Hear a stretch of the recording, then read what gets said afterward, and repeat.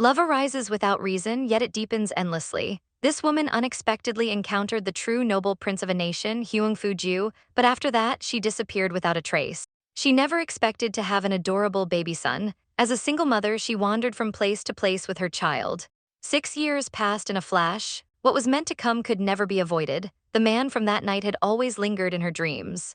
Mommy, wake up, you're going to be late. Aren't you meeting an important client today? In an instant, Gan Yuan, who was sleeping soundly, woke up.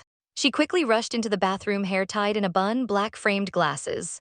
Loose black clothing. In no time, she transformed into a professional woman. At this moment, she was the customer service manager of a hotel. Her son, Gan Tang, bluntly complained, "So ugly. You're not young anymore, how are you ever going to get married dressed like this?" Gan Yuan felt emotionally crushed by a million points of damage. Speaking of which, Xiao Tang informed his mom that he wouldn't be going to school tomorrow because Arbor Day was too boring. This time, his excuse for skipping class was that his grandfather had suddenly passed away, even instructing his mother to stick to the same story. However, just last month, Grandpa had already passed away once. Gan Yuan had no choice but to play along. The reason was that all the other kids would be accompanied by their parents, but Xiao Tang, being strong-willed, didn't want anyone to know he didn't have a father, nor did he want to trouble his mother. At such a young age, he was already this independent. His personality was becoming more and more like that person. Thinking of this, Gan Yuan suddenly joked, "How about mommy finds you a dad to go with you?" But Xiao Tang completely ignored her and said, "You have 9 minutes. If you don't want to be late, stop talking." He really put on a cold face at the slightest disagreement. His temper was exactly like his father's. When Gan Yuan arrived at the hotel, she saw the entrance crowded with fans of supermodel Nana. No wonder there was such a big commotion. She thought to herself, this must be another difficult guest. Just then, a fleet of cars slowly approached, arriving an hour earlier than scheduled. Everyone was caught off guard. Enthusiastic fans screamed Nana's name and swarmed toward the cars. Gan Yuan also rushed forward to greet the guest, respectfully saying, "Miss Nana, welcome to your stay." Before she could finish speaking, a figure with an overwhelming presence appeared before her. It was actually him. After 6 years, they suddenly met again without any warning. Gan Yuan's heart pounded in panic, afraid he would recognize her. He asked coldly, "Are you Manager Liu?" Luckily, her disguise was good. She immediately put on a bright smile and welcomed him, introducing herself as the customer service manager, Gan Yuan. Though she appeared calm, she didn't dare to meet his eyes. Gan Yuan never expected the VIP guest to be him. At that moment, Director Li rushed over with the real Manager Liu to greet the guest. The slightly attractive Manager Liu immediately began enthusiastically introducing herself. Seeing this, Gan Yuan was about to sneak away when a terrifying voice stopped her. Fu-ju turned around, pointed at her and said, "I want her to serve me." Gan Yuan instantly panicked. Director Li quickly signaled her to come forward. She secretly glanced at Fu-ju, wondering, did he recognize me? Is that why he specifically chose me? He was the true noble of the nation, yet he had fallen for a girl he had only met once. But after that night, the girl vanished without a trace. She searched for her for a full 6 years. However, as if guided by fate, the two unexpectedly met again. Gan Yuan looked at Fu-ju's cold and stern gaze, as if he was trying to see right through her. She quickly turned her face away and secretly muttered, "Please don't recognize me." Beside her, Manager Liu, whose client had just been stolen, grit his teeth in anger. Gan Yuan realized she couldn't avoid this and had no choice but to lead Fu-ju to his room first. She carefully followed behind him, thinking to herself, it's been 6 years, but that face is still so captivating. Unable to resist, she secretly stole a few extra glances, but she figured that fleeting encounter from years ago probably meant nothing to him, so how could he possibly remember it clearly? Thinking of this, she felt a slight pang of disappointment. Back in the room, Fu-ju casually removed his sunglasses. Staring out the window in deep thought, Gan Yuan only wanted to escape this suffocating atmosphere as soon as possible. Just as she was about to ask if there's nothing else, then before she could finish her sentence, the next second, Fu-ju interrupted, "There is." Gan Yuan had no choice but to force a smile and await his instructions. He coldly stated, "I want to be able to find you at any time." Gan Yuan, now even more nervous and almost unable to breathe, quickly responded, "No problem."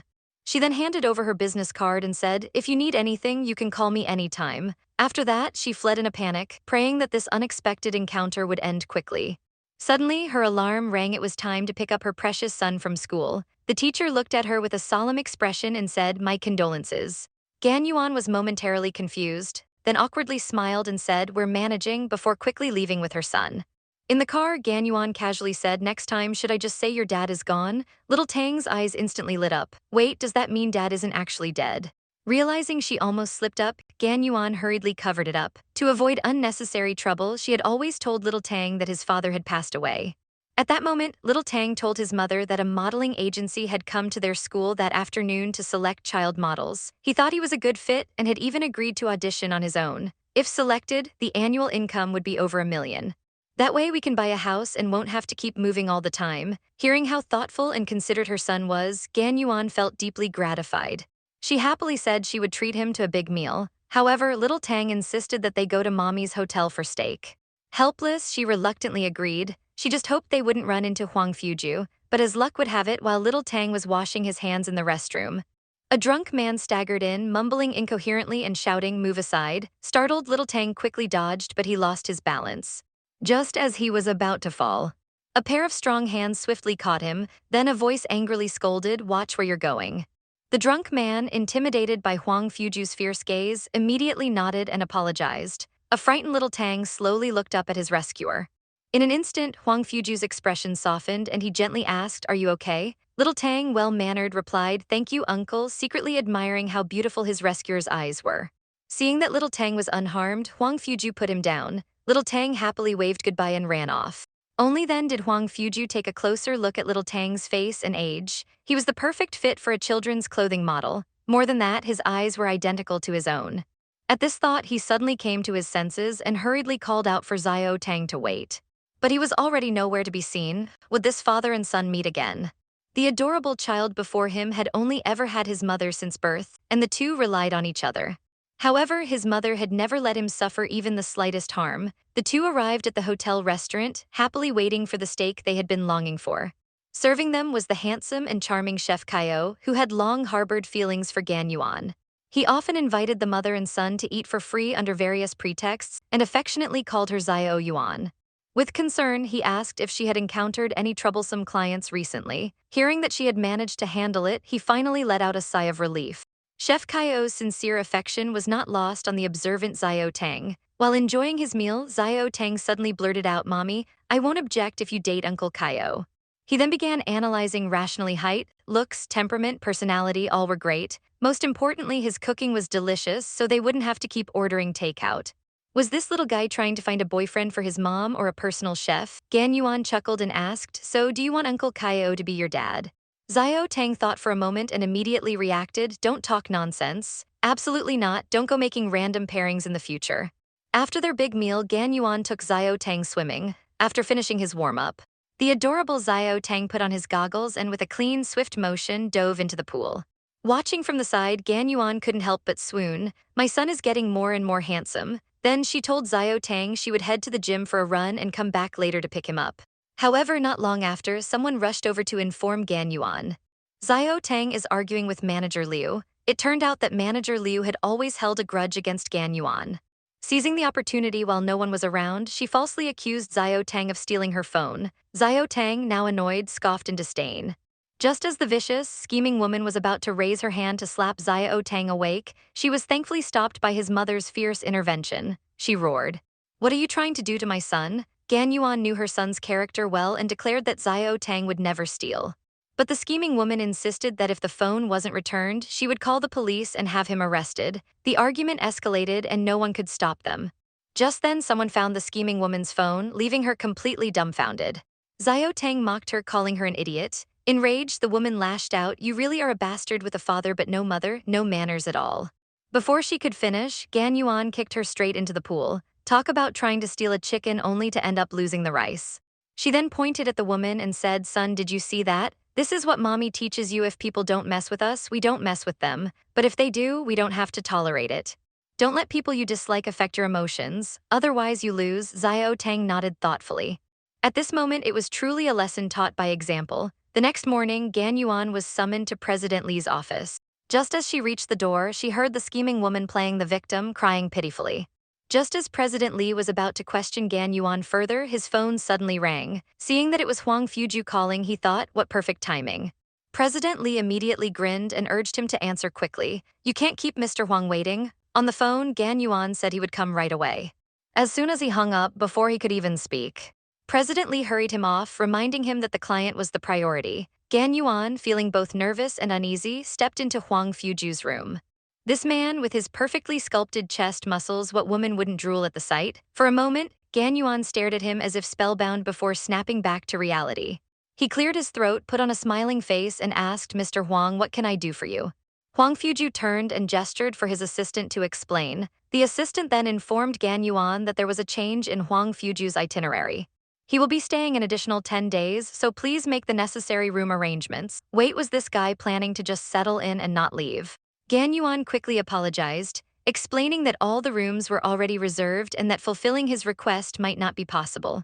But Huang Fuju simply tossed out, "I'll cover the penalty fees for breaking the reservations. You negotiate with the guests." Left with no choice, Gan Yuan reluctantly agreed to make adjustments. Internally, he was grumbling, as expected, just as stubborn as Gan Tang, doesn't compromise one bit. As he walked away, he kept mumbling, "This bastard is getting too used to me serving him." Just as he stepped into the elevator, he saw Huang Fuju and his entourage approaching as well. The two locked eyes in yet another awkward stare. The confined elevator space instantly closed the distance between them. Huang Fuju, glancing from the corner of his eye, noticed that this woman, despite having a great figure, seemed to be deliberately hiding something. Her sly little glances made her look like a cunning fox. Suddenly, something clicked. Her eyes looked strikingly similar to those of that woman from years ago. He immediately started interrogating her as if conducting a household registry check. Gan Yuan tensed up, feeling guilty and nervous. Just then, the elevator doors opened and a crowd of people squeezed in. Amid the chaos, their hands accidentally touched. Gan Yuan felt a jolt, as if electrocuted, and immediately withdrew her hand. Huang Fuju was frustrated. Was she disgusted by him? The elevator soon stopped at the first floor, and without looking back, Gan Yuan bolted out. His face was burning red. How embarrassing. It was just a touch. Why am I reacting like this? Meanwhile, at the model audition, little Tang was performing exceptionally well, showing no stage fright at all. Coincidentally, Huang Fuju happened to be the boss of this modeling agency. To his surprise, the boy being photographed was the same one he had encountered the day before. Pleased with his performance, Huang Fuju's assistant immediately called for little Tang's guardian to discuss a contract. But with an air of confidence, little Tang declared that he hadn't brought a guardian, he could negotiate on his own. "As long as you agree to my conditions, I'll sign the contract," he stated boldly. Huang Fuju was intrigued. What kind of terms would this kid propose? Calm and composed, little Tang said, "I want 2 years' worth of endorsement fees paid in advance." The room erupted in shock. This little guy sure had a big appetite. Unfazed, Huang Fuju asked, "Are you in desperate need of money?" Little Tang shook his head and replied, "I don't need money, I need a house." Not wanting to keep moving houses with his mommy, Xiao Tang made Huang Fuju realize that he came from a single-parent family. Huang Fuju, still curious, asked, "Even so, what makes you think I would agree?" Xiao Tang confidently analyzed, "Because you won't find a model more suitable than me. First, during the photo shoot, I was clearly photographed more than the other kids. Second, I overheard that you've already searched several countries for the right model. Third, you, the big boss here, are negotiating with me personally, which means you've already chosen me." Hearing this, Huang Fuju smiled slightly and agreed to Xiao Tang's terms. He immediately ordered his assistant to contact Xiao Tang's guardian for the contract signing. Xiao Tang excitedly jumped off the sofa, took the initiative to shake hands with Huang Fuju, and said, "Chairman, I look forward to working with you."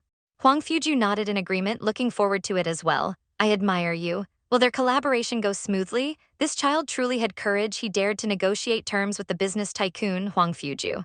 And he even demanded $1 million a year salary right off the bat. Seeing Xiao Tang's assertive style, which was strikingly similar to his own, Huang Fuju found himself liking the boy even more.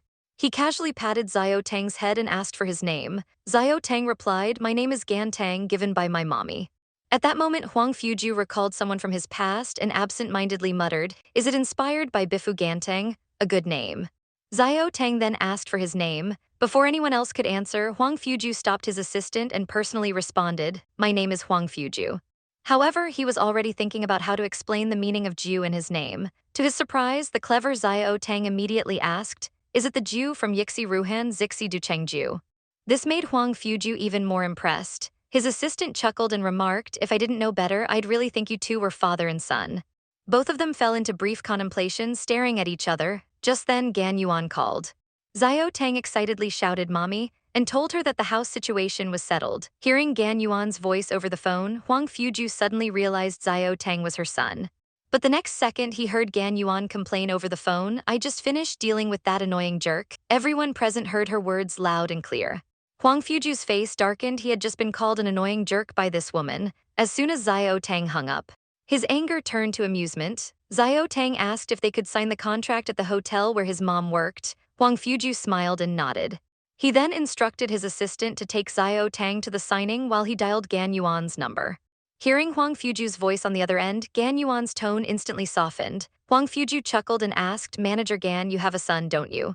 This question struck her like a bolt of lightning. Trembling, she asked, "Why is Mr. Huang asking this?" Huang Fuju coldly replied with just 2 words face to face, then he hung up. At that moment, Gan Yuan's mind raced with speculations. Face to face. Could he already know who I am? Does he know who Gan Tang is if he came back just for Gan Tang? He can forget about taking my son away. Without hesitation, Gan Yuan rushed to meet Huang Fuju. But as soon as she saw her son's photo on the table, an overwhelming sense of unease washed over her. Huang Fuju got straight to the point, stating that in 3 days he would take Xiao Tang to a certain state for a photo shoot. However, Gan Yuan completely missed the key detail and mistakenly thought Huang Fuju was actually taking Xiao Tang away. Her emotions instantly flared up. She firmly objected, declaring that she would never be separated from her son. Huang Fuju looked at her, puzzled. But after thinking for a moment, he realized he might not have considered everything, so he said, "You can come along too." This made Gan Yuan even more anxious. This man wanted to take both her and her son away. She firmly declared, "We're not going anywhere." Huang Fuju frowned and tried to explain the contract details again. It wasn't until Gan Yuan heard the word contract that she suddenly realized something. Xiao Tang's photo looked like an audition shot. Could it be that the children's clothing company he just signed with belonged to Huang Fuju? But she had clearly checked before there was no connection between that company and the Huangfu group. Gan Yuan found it hard to believe. Just then the two heard a loud bang. Huang Fuju unexpectedly pulled open the woman's clothing as if trying to confirm something. Had she discovered something? While they were still arguing, the restroom's water valve suddenly burst open. Gan Yuan immediately rushed over to shut it off. But the water pressure was too strong, pushing her back repeatedly until she bumped into Huang Fuju behind her. Her glasses were about to slip off. Instinctively, Gan Yuan shoved him away. However, in the next second, she was instead caught in a close-range wall slam by Huang Fuju. Gan Yuan instantly panicked. At this moment, Huang Fuju finally got a clear look at her eyes and asked in disbelief, "Who are you?" He then removed her glasses and questioned her again, "Who exactly are you?" Gan Yuan nervously turned her face away, not daring to meet his gaze, stammering and unsure how to respond. Huang Fuju forcefully lifted her face and interrogated, "Why don't you dare look at me? Were you the one from that night 6 years ago?" Gan Yuan tried to remain calm and formally requested, "Mr. Huangfu, please show some respect." She attempted to break free, but he only gripped her tighter. Pretending not to understand, she insisted, "Mr. Huangfu, you've got the wrong person." Huang Fuju, however, retorted, "Then why are you so nervous?" Gan Yuan's guilt intensified. She argued anyone would be nervous if an annoying alien was pinning them against a wall. Seeing her stubborn attitude, Huang Fuju began to doubt himself. Could he really have the wrong person? But everything about her felt so familiar. Suddenly, Huang Fuju pulled her into his arms, catching her completely off guard. Gan Yuan was instantly flustered. The next second, she forcefully pushed him away, desperate to escape. This time, Huang Fuju was determined not to let her go. He tightly grasped her clothes and said, "You've been avoiding me for 6 years and now you're running again." Then, with a loud ripping sound, part of Gan Yuan's clothes tore open. Huang Fuju froze on the spot, while Gan Yuan screamed in terror and struggled to break free. But the floor was too slippery from the water, and Huang Fuju lost his balance, falling directly onto Gan Yuan. Both of them tumbled to the ground. Unexpectedly, they ended up in a surprisingly intimate position. At that moment, Gan Yuan shouted for help. Hearing the commotion, Huang Fuju's subordinates rushed in to investigate, only to be completely shocked by the scene before them. "Boss, this 1,000-year-old iron tree has actually bloomed." Gan Yuan hurriedly sought help from the two people, but Huang Fuju quickly shielded him in his arms and loudly ordered them to leave immediately. Under the pressure of their boss, the two had no choice but to leave dejectedly. Afterwards, Huang Fuju let go of him with a face full of disappointment. He wondered, did I really mistake him for someone else? Calming down, he apologized to Gan Yuan, admitting that he might have recognized the wrong person. Only then did Gan Yuan realize that Huang Fuju had concluded he was mistaken after noticing that his waist had no tattoo. What a close call. At that moment, his assistant, Will, brought him a set of clean clothes and handed him a thick stack of cash, saying it was compensation for the earlier offense. But upon hearing this, Gan Yuan felt deeply insulted and furiously said, "Does he own this world? Do poor people have to be desperate for his money?" Without listening to the assistant's attempts to stop him, he stormed off to confront Huang Fuju. As soon as he opened the door, he was met with the sight of Huang Fuju's perfectly sculpted masculine physique. Gan Yuan's heart immediately pounded wildly, but he quickly snapped out of it and firmly demanded an immediate termination of their contract. However, Huang Fuju decisively refused. Gan Yuan then threatened, "If you don't agree, I'll tell the whole world that Mr. Huang Fuju harassed me." But the arrogant and domineering CEO was completely unfazed by threats. Gan Yuan was so enraged that his blood pressure skyrocketed. Huffing in anger, he stormed out, and the assistant quickly chased after him to mediate. However, Gan Yuan had no intention of wasting words and directly stated, "Cancel the contract. There's nothing more to discuss," before turning away. Have you ever seen such an adorable child? At such a young age, he was already independent, making all the major decisions at home while his mother could only obey. Gan Yuan assumed that after this incident, President Li would be furious with him, but that was exactly what he wanted so he wouldn't have to face Huang Fuju in constant fear. Sure enough, before long, President Li called him in, however, instead of scolding him. He explained that Will had already come over to clarify everything. Will then smiled and said, "Mr. Huang Fuju has invited you and Xiao Tang to dinner as an apology." Without hesitation, Gan Yuan refused. But President Lei, eager to please such an important client, quickly accepted the invitation before Gan Yuan could say another word. In order to avoid offending Huang Fuju, President Li put on a pitiful act to persuade Gan Yuan, reminding him of all the times he had taken care of him. Left with no choice, Gan Yuan reluctantly agreed to the dinner, but on one condition: after this, he would no longer serve Huang Fuju. As soon as Gan Yuan returned home, Xiao Tang excitedly told him, "Uncle Huang Fuju invited us to dinner tonight, and he also wants to discuss Mommy's plans to go abroad.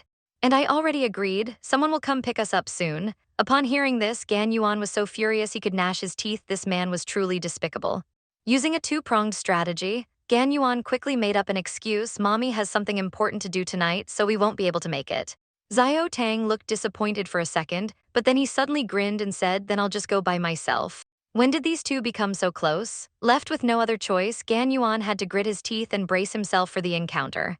Little Tang couldn't wait and urged him to go freshen up while he prepared the things they needed to bring. Gan Yuan thought that since she couldn't escape, she could only fight head-on. However, she never expected that Huang Fuju still remembered what had happened 6 years ago. Thinking about his disappointed expression during the day, she felt a little guilty, but then she reminded herself, so what if he was disappointed? She would never let him take Little Tang away. Meanwhile, Huang Fuju learned from a tattoo artist that tattoos could be removed, though they would leave some marks. His assistant then brought over Little Tang's registration form and Gan Yuan's glasses. Huang Fuju was shocked to discover that the lenses were just blue light filters. When he cross-checked Little Tang's birth date, he realized it perfectly matched that night. Could it be that he hadn't been mistaken? If so, then wasn't Gan Tang his son? At this thought, Huang Fuju immediately set off to pick up the mother and son himself. Meanwhile, Little Tang dressed himself up handsomely. While Gan Yuan, on the other hand, wore a tracksuit, Little Tang complained that his mommy was too casual. Gan Yuan replied, "It's not like we're going on a blind date, so why dress up?" Was this her so-called counterattack? Just then, the doorbell rang and Little Tang excitedly ran to open the door. "Oh, it's Uncle Huangfu." Huang Fuju's gaze softened instantly. Looking at the adorable Little Tang with a face full of affection, Little Tang enthusiastically pulled Huang Fuju inside, then proceeded to introduce the two of them. Huang Fuju said meaningfully, "We already know each other very well, in fact. Right, Gan Yuan?" Gan Yuan froze for a moment before quickly replying that he was a guest at the hotel and instructed Little Tang to address him as Uncle Huangfu with respect. At this moment, Huang Fuju wished more than anything that Little Tang would call him dad. However, what was about to unfold would be an all-out war. This proud and arrogant prince of power, Huang Fuju, was visiting the home of the girl he liked for the first time, but he almost lost all his dignity. On his first visit, he had specially picked out some gifts, but Gan Yuan was completely ungracious and directly told him to take them back. The domineering Huang Fuju insisted, "If you don't like them, you can throw them away." Gan Yuan, unwilling to back down, retorted, "Then please take them with you and dispose of them on your way out." Huang Fuju's face instantly darkened. His assistant, watching from the side, was terrified. Thinking, "It's over. Given the master's usual temper, an explosion of rage is inevitable." Just then, the quick-witted Little Tang grinned at Huang Fuju and said, "Uncle Huangfu, don't take it to heart, Mommy is just joking with you." Seeing Little Tang's innocent smile, Huang Fuju's anger dissipated instantly. Seeing an opening, Gan Yuan had no choice but to adopt the best strategy, apologizing first. However, Huang Fuju remained calm, leisurely sitting on the sofa, and glanced at Gan Yuan's outfit before saying, "Formal attire is required at the restaurant." Gan Yuan struggled to suppress her irritation. "Fine, then I'll wear the most formal outfit possible." she said, exuding dominance as she stormed off to change. While waiting, Huang Fuju casually asked Little Tang why he hadn't seen his father. Little Tang sadly replied, "Daddy passed away." Huang Fuju was momentarily speechless, and just then, Gan Yuan in a black long dress walked out gracefully, truly stunning everyone. Huang Fuju remarked, "Are you going to dinner, or are you attending a funeral in that black outfit?"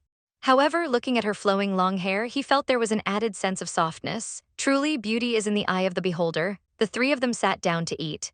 Gan Yuan and her son were too busy devouring their food, and the atmosphere became unusually quiet. Huang Fuju decided to break the silence by asking Little Tang if the food was to his liking.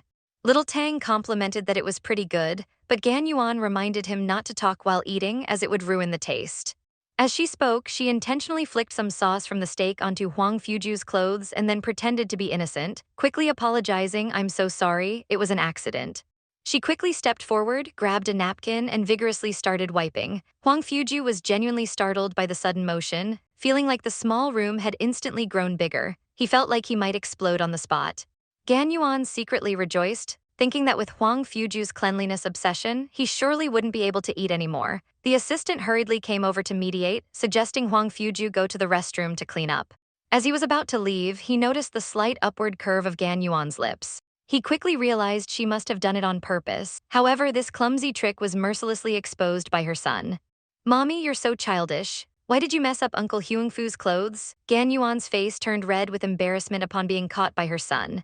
"Mommy, is he chasing after you?" Unexpectedly, Little Tang directly got to the point. Gan Yuan quickly explained that he was just a guest at the hotel. The little guy replied, explaining is just covering up.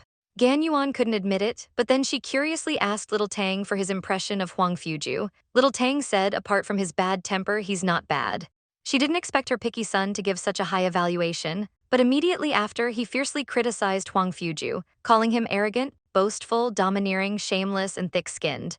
Just as he finished speaking, he realized Huang Fuju was standing right in front of them. It was deep in the night, and a man had locked a woman in a hotel room. What exactly did he want to do? The two of them locked eyes for a few seconds. Gan Yuan thought of charging out and running away. But luckily, Huang Fuju had already predicted she wouldn't submit and immediately grabbed her firmly, pulling her back into the room and locking the door behind them. Gan Yuan struggled fiercely in Huang Fuju's arms, desperately saying, "Huang Fuju, what do you want? You were the one who told me to leave back then." At that moment, Huang Fuju no longer had his usual arrogance. He only wanted to know where Little Tang was, where his son was. He just wanted to fulfill the responsibilities of a father. He begged Gan Yuan to give him a chance to make amends, but Gan Yuan, in a frenzy, screamed in anger. She swiftly reached out, easily escaping his grasp, and in the next second landed a heavy punch on Huang Fuju. Gan Yuan thought he would dodge it, but Huang Fuju only wanted one thing, an explanation. As she spoke, Gan Yuan casually took out a small knife, pressing it against his neck, but Huang Fuju was completely unafraid. He would never let her go again and quietly pleaded with Gan Yuan to stay. He asked him to take good care of the mother and son. Little Tang also needed a father. Gan Yuan was deeply moved by these words, but reason told her she couldn't be soft-hearted. Moreover, she couldn't bear the suffering if that person found out. The consequences would be unimaginable. Soon, Huang Fuju's neck began to bleed. Gan Yuan's hands trembled slightly. Huang Fuju was certain that he couldn't bring himself to hurt her. Since that was the case, she would harm herself. Gan Yuan picked up a knife and cut toward herself, threatening Huang Fuju to leave. Huang Fuju was startled and horrified. As they both froze, Gan Yuan applied slight pressure, causing a thin trail of blood to appear on her neck. Reluctantly, Huang Fuju had no choice but to compromise and let her go. Before leaving, Gan Yuan warned him not to follow her, or she would ensure he could never see Little Tang again in this lifetime. Huang Fuju stood motionless in place, under the dim light, suddenly noticing something he had dropped. The next morning, while having breakfast, Gan Yuan reflected on the danger she faced the previous night trying to kill herself, and yet forgetting to bring back the item. Her mood was on edge, and she unconsciously vented her frustration on Little Tang. She almost slipped and said something she shouldn't. Little Tang guessed it must have been that person who caused it. Gan Yuan told Little Tang to stay at home and be good while she went out to look for a job. Just as she was about to leave, Little Tang suddenly asked, "Mommy, do you still love me?" Hearing her say that she loved him most, Little Tang, feeling a bit guilty, pounced onto her and asked, "What if I did something that made you upset?" Gan Yuan, confused, patiently replied, "No matter what you do, you'll always be Mommy's precious son." Little Tang, reassured, finally felt at ease. After Gan Yuan left, Little Tang actually called Huang Fuju. At that moment, Huang Fuju was still trying to figure out how to crack the hard drive password. He knew that the item he risked so much to retrieve was extremely important to him. When Will heard little Tang's voice on the phone before he could speak, Huang Fuju rushed forward, snatched the phone, and urgently asked, "Where are you?" Little Tang calmly cleared his throat and said, "I have a few questions to ask you. Do you really love my mommy? She has a bad temper, can't cook, and is sometimes childish. In short, she has many flaws." Without hesitation, Huang Fuju replied, "I love your mommy. She is a special and extremely important woman in my life." Little Tang got the answer he wanted. Huang Fuju quickly asked where Little Tang was. Could he give his father a chance for compensation? Little Tang replied seriously, "I won't betray mommy. I've already left her behind." Whether he could find them depended on Huang Fuju's abilities, and he still hadn't admitted this father. If Huang Fuju found them within 3 days, Little Tang promised there might be a reward for him. Huang Fuju, excited, said, "It's a promise." This woman, in order to hide her extraordinary beauty, would always dress herself as an inconspicuous plain duck blending into the crowd, but once she wore a beautiful dress. Today was Little Tang's first time performing on stage. He strongly requested that Gan Yuan accompany him backstage, so that he could take the opportunity to make mommy wear the dress that her father had personally made for her. Gan Yuan, looking at herself in the mirror, couldn't help but marvel at how beautiful the dress was. Turning around silently, she discovered Cinderella's crystal shoes. After changing her outfit, Gan Yuan transformed into a beautiful swan. Now she was about to experience that of a fairytale prince. The event was about to begin. Gan Yuan hurriedly ran to prepare for Little Tang's performance. Meanwhile, Huang Fuju was on site, accepting interviews from the media. Among the crowd, a flash of green caught his eye. Huang Fuju immediately noticed the dazzling figure in the crowd.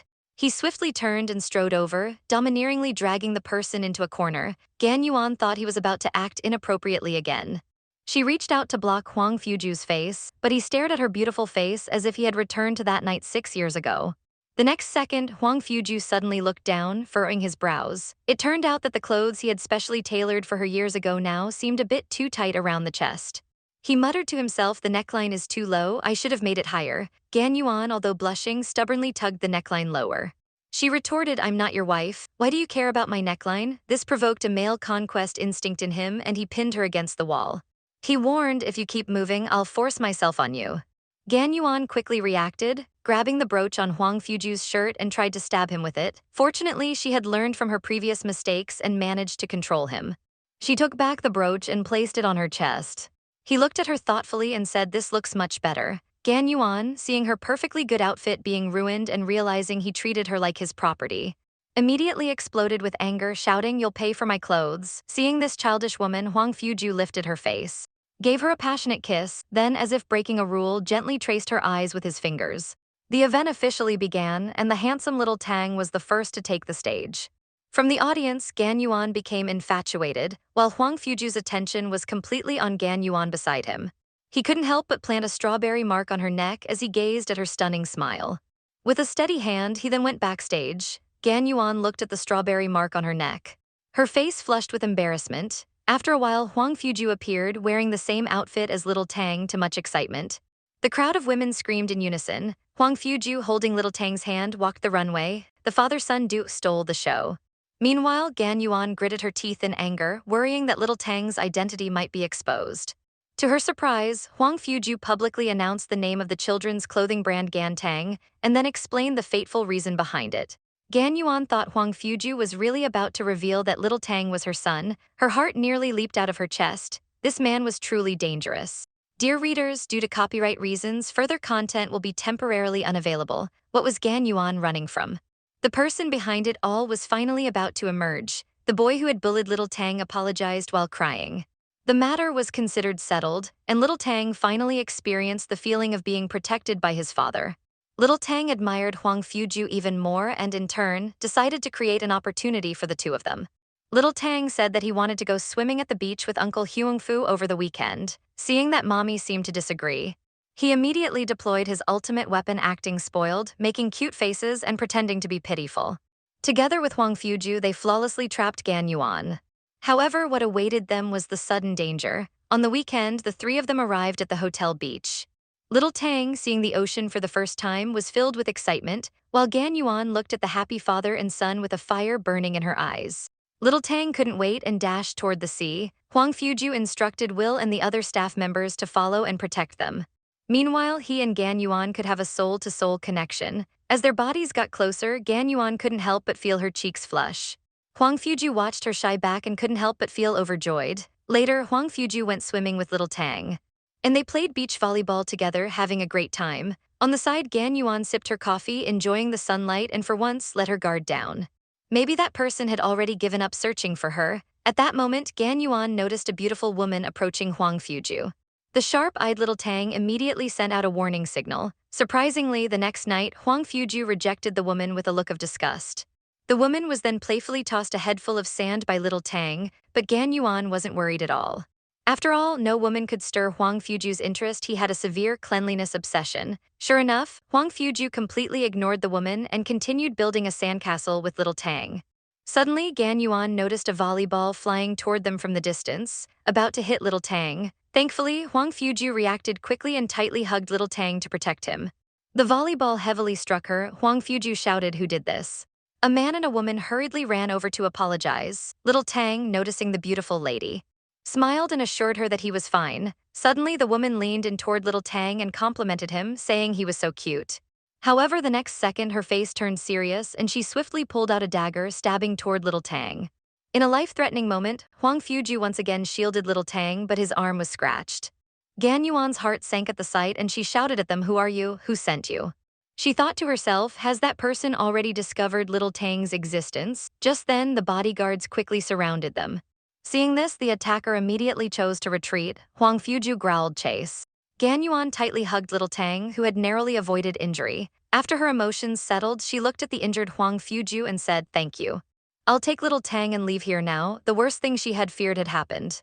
That person might have already found them. As long as they were together, both little Tang and Huang Fuju would be in danger. But where could she run to? Where was home? This happiness, once lost and now regained, Huang Fuju didn't want to lose it again. This time, he would protect Mei Ziliang and would make sure to find the mastermind behind it all. However, Gan Yuan refused to say what she was running from. She just wanted to protect the two most important men in her life. How terrifying must the person behind them be to issue a death-like warning once again? Little Tang, still frightened from earlier, mumbled in fear. Wanting mommy to take him home, Huang Fuju had no choice but to agree and first took Mei Ziliang back. The tension and anxiety that Gan Yuan felt also left him feeling helpless. The most important thing now was to protect them, so he increased the number of bodyguards. However, the worst still happened. On the way to the car, Gan Yuan, holding little Tang, almost tripped and fell. It turned out that she had used too much force earlier in her haste, straining her arm. Huang Fuju, feeling sorry for her, quickly took little Tang from her. After he left holding little Tang, this woman was so stubborn, as he carried little Tang away. Gan Yuan stood watching from a distance, suddenly feeling a bad premonition. Lost in thought, she heard little Tang calling her. She hurriedly ran toward him, her heart filled with unease, but in the next instant there was a loud explosion. Gan Yuan watched helplessly as the car beside them exploded. She was immediately shielded by a bodyguard. Moments later, the scene was in ruins. At that moment, her mind went blank as she stood frozen in place, trembling all over in disbelief. She screamed little Tang's name frantically, praying that he would be okay. In the chaos, someone discovered Huang Fuju and little Tang unconscious. Both were covered in blood. Gan Yuan immediately burst into tears, crying out little Tang's name. Huang Fuju once again protected little Tang with his life, collapsing into a pool of blood. Little Tang weakly opened his eyes and called out, "Mommy." Gan Yuan, overwhelmed with joy, tightly hugged little Tang.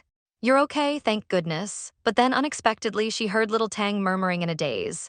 "It was Daddy who protected me." After the surgery, Huang Fuju was out of danger but still unconscious.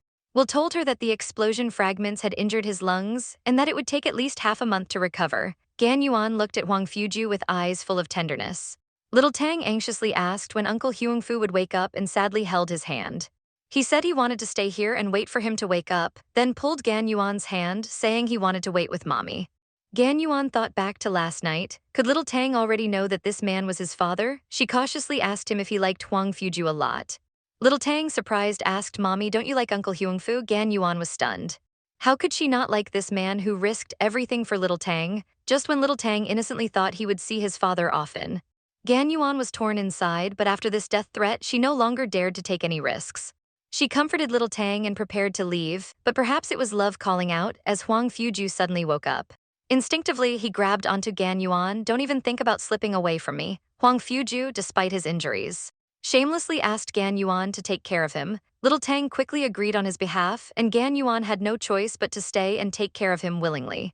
Adversity reveals true feelings. As a result, the relationship between the two developed further. Although Gan Yuan still wasn't willing to reveal the reasons for her avoidance, her words clearly showed her concern for Huang Fuju. How could an injured beast let go of a little wildcat? Watch closely for the high-energy moments ahead.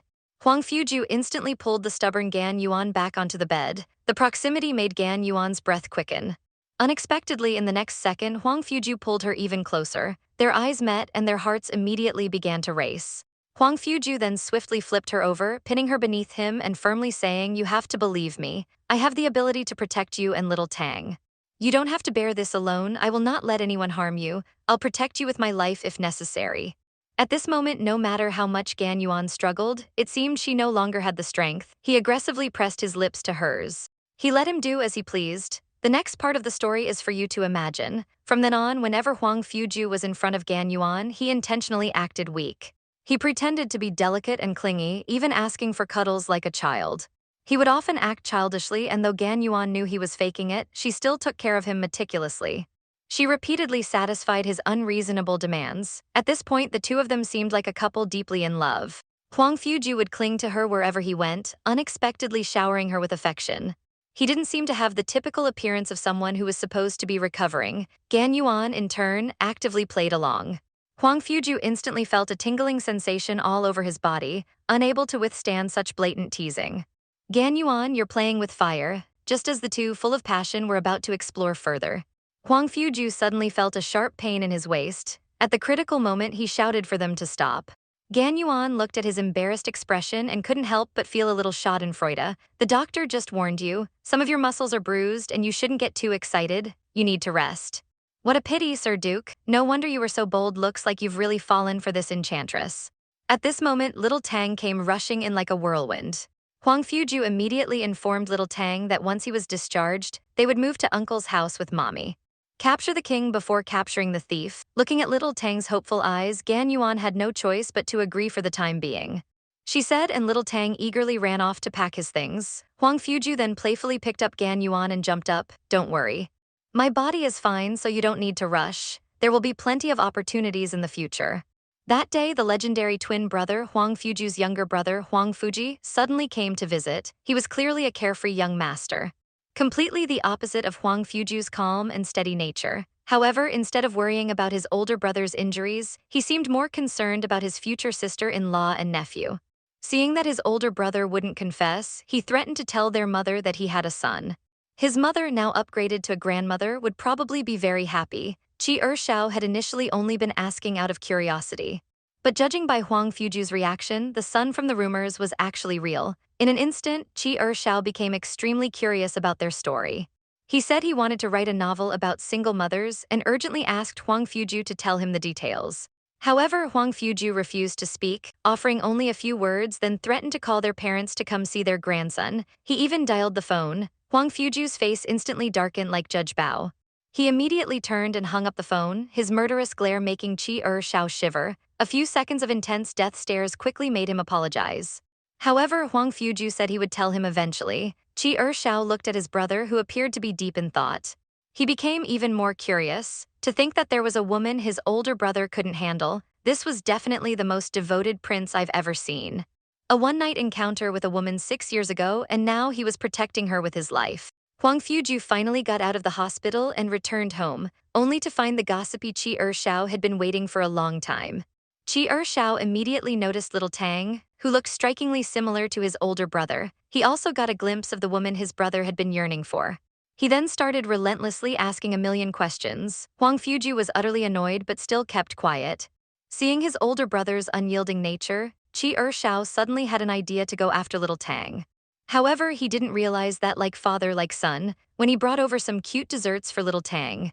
He tried to learn something from little Tang, but not only did he gain no information.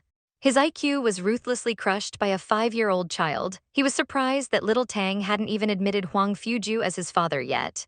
After an inexplicable long chat, Gan Yuan's appearance made him nervous and uneasy. Upon hearing what they had talked about, Gan Yuan's sharp gaze made him break out in cold sweat. Chi Shao could only cover up his embarrassment with a forced laugh, feeling sympathetic toward his older brother.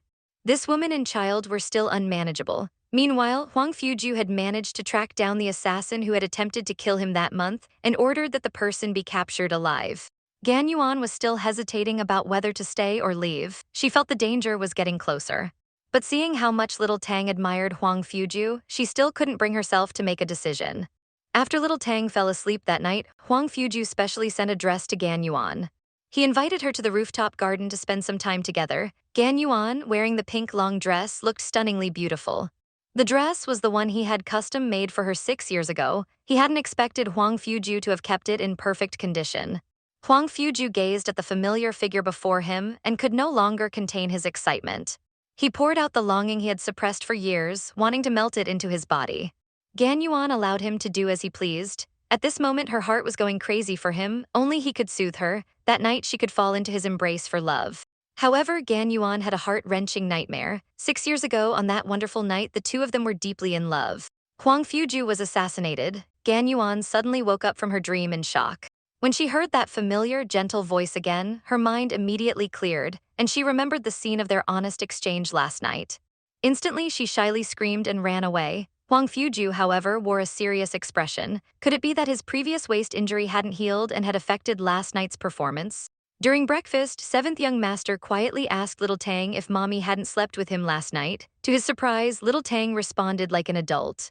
Turning to Huang Fuju, little Tang asked if mommy had been with him. Huang Fuju smiled warmly and said yes. At that moment, 7th young master began imagining all sorts of things. Pregnant with a second child, running away with a baby bump, searching for a wife thousands of miles away, he was almost turning into a prophet. Just then, the female protagonist who they had been discussing appeared.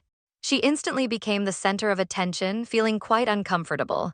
After all, it had only been the wedding night. Gan Yuan nervously but awkwardly smiled and greeted them. 7th young master looked at the perfect couple and said, just like in the photo, they're a perfect match. What photo? Gan Yuan suddenly felt uneasy. What secret was this woman hiding? Relentlessly keeping the father and son from recognizing each other, the truth was finally approaching as they got closer. That morning, Will hurried to tell Huang Fuju. The photos of the two of them from the previous press conference had already been exposed online, and all sorts of rumors were spreading.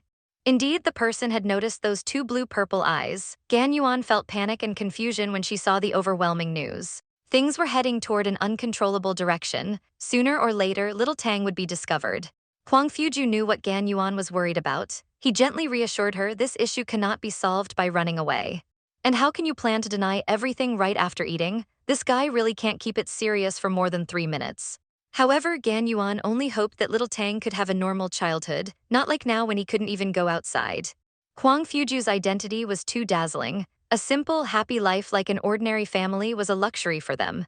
Gan Yuan weakly leaned against his chest, feeling a sense of helplessness and despair. At that moment, Huang Fuju became even more determined. He had to find out what made him uneasy and keep the politeness he had been hiding for years. Just then, his pampered younger sister called and teasingly said, "Big brother, good taste. My sister-in-law is very pretty." When even his younger sister knew, it meant that Huang Fuju's parents must have seen the news too. The next day, Huang Fuju said he had found out who was behind the explosive news. Gan Yuan wanted to confirm if it was really him. She then suggested that she wanted to see the information. After dinner, Gan Yuan went to Huang Fuju's study. Finding the room empty, she thought of using the chance to search for the box she had left behind. But she accidentally discovered the design blueprint of the dress. There was even a smear of blood on the paper. She then realized that the dress had been given to her by Huang Fuju, and he had personally made it for her overnight.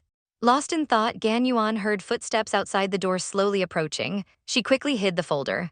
Huang Fuju had already opened the door and entered, then took out detailed information about several assassins. Gan Yuan unexpectedly saw the familiar name of the organization. The two analyzed the assassins' motives. Huang Fuju believed their target was himself, and that little Tang was simply an easier target. However, Gan Yuan inferred that the target wasn't Huang Fuju. They couldn't have spread their attention to someone else. This caused a premature alarm. Gan Yuan privately wondered how they could make such a basic mistake. Huang Fuju, seeing how seriously he was analyzing, curiously asked, "How do you know so much about assassins?" This question was like a warning bell, waking him up, and he hurriedly made up an excuse. Unexpectedly, Huang Fuju made a terrifying assumption. "What if it were you trying to kill me? How would you do it?" Gan Yuan's pupils dilated as he grew tense. Did he already discover something? At that moment, Huang Fuju suddenly picked him up in a princess carry and placed him on the desk, taking out a set of photos showing the three of them being secretly photographed for an entire month. He speculated that if they couldn't kill him, they would target his loved ones. The pain would be the same. His eyes were filled with sorrow as he spoke. He had already become his soft spot. That night, Gan Yuan held little Tang as they went to sleep, but the nightmare came again. The lover he had searched for over the years turned out to be sent to assassinate him. What he had believed was unwavering love might have just been a laughable dream. Upon waking from the dream, he realized that they would always remain parallel lines that would never meet. Gan Yuan dreamed once more of Huang Fuju being chased. This time, it was him who plunged a sharp knife into Huang Fuju's chest. He was the ultimate assassin hiding beside him all along.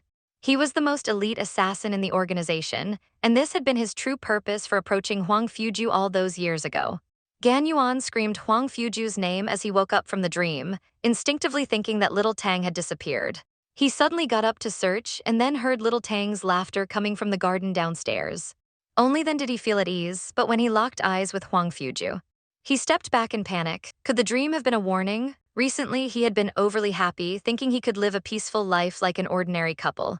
They could cook together, go to the amusement park, go for walks, do all the things normal couples do. However, they were destined not to be ordinary people, so how could they hope for a peaceful life? Finally, the planner of the bombing incident was successfully captured, and life seemed to return to normal. The mother and son took Huang Fuju and the two handsome young men to the street, blowing things up. Huang Fuju seemed like an ordinary father from a regular family. Accompanying little Tang to play crazily at the amusement park, leaving Chi Shao, who was watching from the side, dumbfounded. He began to wonder if his older brother had been enchanted by Gan Yuan, as he completely changed when facing this mother and son. He had never seen his older brother smile like this, and now little Tang could go to kindergarten like a normal child. Since having a father, little Tang's smile had become even more childlike. This man, with his dominant presence, had entered their lives. He showed with his actions that he could protect the mother and child, but Gan Yuan vaguely felt that someone was watching them from some corner. Then they would find a moment to settle the score for the betrayal he had committed against her back then. The domineering Huang Fuju transformed into a little puppy, constantly sticking to her. Gan Yuan was helpless, staring blankly at Huang Fuju, who was packing her things. She had never imagined he would do such things, taking care of her like an ordinary couple. Once everything was packed, Huang Fuju prepared to notify Will to help him handle the lease termination. However, Gan Yuan stated that she was just temporarily staying at his place and didn't want to terminate the lease. Huang Fuju immediately approached her, saying, "How can you still be thinking about taking little Tang and leaving?" Gan Yuan deliberately replied that she didn't want to take advantage of others and was willing to pay rent to Mr. Huang. "Do we have a landlord-tenant relationship like this?" Huang Fuju then sealed her lips with his. He struggled to say a few words. "We're all adults, it's just a matter of mutual benefit." Huang Fuju gently stroked her delicate face and laughed, "It seems you really need me." The next part is something neither of them wanted to discuss. They went to pick up little Tang from school. Little Tang asked curiously, "Mommy, why is your face so red?" Huang Fuju, standing next to them, explained that it was because they had run too quickly earlier. The scene of the three of them together was so warm and sweet. Who would have thought that this meeting was the result of a mission 6 years ago? They hoped this happiness would last a little longer and not disappear so quickly. Once someone has appeared in your life, all others will fade into the background like wine. When they returned to the apartment in the afternoon, they unexpectedly ran into their rival, Kaio Liang. Kaio Liang, seeing the closeness between the two, instantly felt uneasy. This time, Huang Fuju took the initiative to invite him to dinner that evening. After the lesson from last time, Kaio Liang quickly declined. He had just managed to shake off his feelings, but Huang Fuju directly informed him of the time and place. Then Huang Fuju took Gan Yuan and left. That evening they arrived at the agreed location. Huang Fuju saw Kaio Liang alone. He deliberately brought up an uncomfortable topic. "Do you need me to contact your family? Otherwise, won't you feel lonely watching us as a family?" Kaio Liang immediately became anxious, looking around. This guy wouldn't have invited some mistress over, would he? Suddenly, a fireworks show began. The family of three excitedly ran over to watch. At that moment, Kaio Liang, who was behind them, realized that the three of them seemed to be something he could never destroy. Huang Fuju subtly signaled Gan Yuan that Mr. Kaio seems to have something to say. After speaking, he took little Tang to buy some New Year's flowers and candy. Gan Yuan awkwardly walked over and exchanged pleasantries with Kaio Liang. She understood that he had always liked her. However, she only considered him as a good friend. Kaio Liang was unwilling to believe that there was no chance for them. Gan Yuan firmly said, "It's not that you're not good enough, but I won't love anyone else except him." At this moment, Kaio Liang unexpectedly asked Gan Yuan if the person she loved was Huang Fuju or Little Tang's father. Gan Yuan, unable to hurt him, said it was Little Tang's father. At this point, Kaio Liang finally gave up. He knew he could never replace the child's father.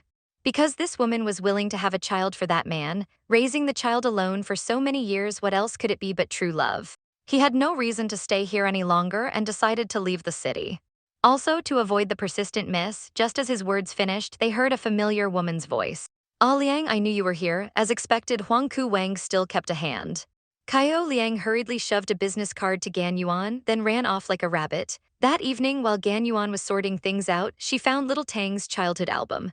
The pictures from that time were so adorable, she couldn't help but take a closer look. She didn't know when, but Huang Fuju appeared behind her holding a cup of milk. He squeezed in next to her, wanting to reminisce about the beautiful moments they had missed. Gan Yuan told him stories about Little Tang's naughty and funny moments when he was a baby. Although there had been regrets from not being together in the past, the warmth of the moment made everything feel worthwhile. He didn't regret having a child with her. He didn't regret meeting her back then. After all, if it weren't for her, he might have died in that avalanche. This was the first time Gan Yuan Chinese letter Chinese letter Chinese letter Chinese letter Chinese letter Chinese letter. As the emotions ran deep, they skipped the usual routine. The next day, because Little Tang was going to participate in a farm excursion organized by his kindergarten, Gan Yuan specially gave Little Tang a GPS watch to track his location. However, the worst fear came true. Little Tang had gone missing. This 5-year-old child managed to calmly outsmart the kidnapper. How did he do it? In the afternoon, as Gan Yuan was preparing to pick up Little Tang from the farm, the teacher suddenly called to ask if Little Tang was at home. The teacher mentioned that about half an hour ago, another child had seen Little Tang being taken away. Gan Yuan immediately sensed something was wrong and instructed the teacher to call the police. He would head to the farm as soon as possible. At this point, he checked the GPS watch's location and it seemed there was a problem. He immediately informed Huang Fuju that Little Tang had gone missing. How could smart Little Tang just follow a stranger? Meanwhile, Little Tang was being placed in the trunk of a car by the kidnapper, not knowing where he was being taken, but the kidnapper had tricked him by saying they were going to a fun place called Heaven. Clever Little Tang immediately recognized the lie. Although he was scared, he didn't cry or make a fuss. He realized that kidnappers usually did it for money, so he started boasting about how rich his family was. This successfully piqued the kidnapper's interest. The greedy kidnapper was already plotting a big score in his mind. He then asked Little Tang if he knew his mom's phone number, suggesting they could call home to reassure them. Little Tang, seeing a chance to contact his mom, finally breathed a sigh of relief.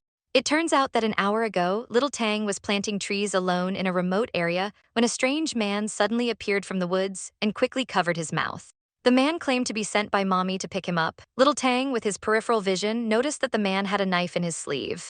He remembered what Mommy had taught him about how to deal with bad people. The only thing he could do now was to obediently listen to avoid getting hurt. Afterward, he would think of a way to escape or ask for help. Little Tang recalled what Mommy had said to him.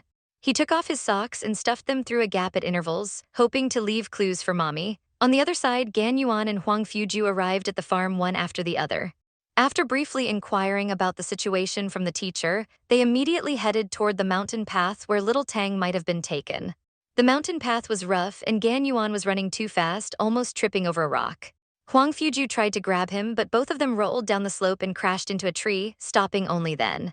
At that moment, Gan Yuan noticed a handkerchief that Little Tang had dropped on the grass. He was sure Little Tang had been taken right here. On the bumpy mountain path, Little Tang was tossed around in the car. Through a crack, he saw the increasingly desolate surroundings and his anxiety grew.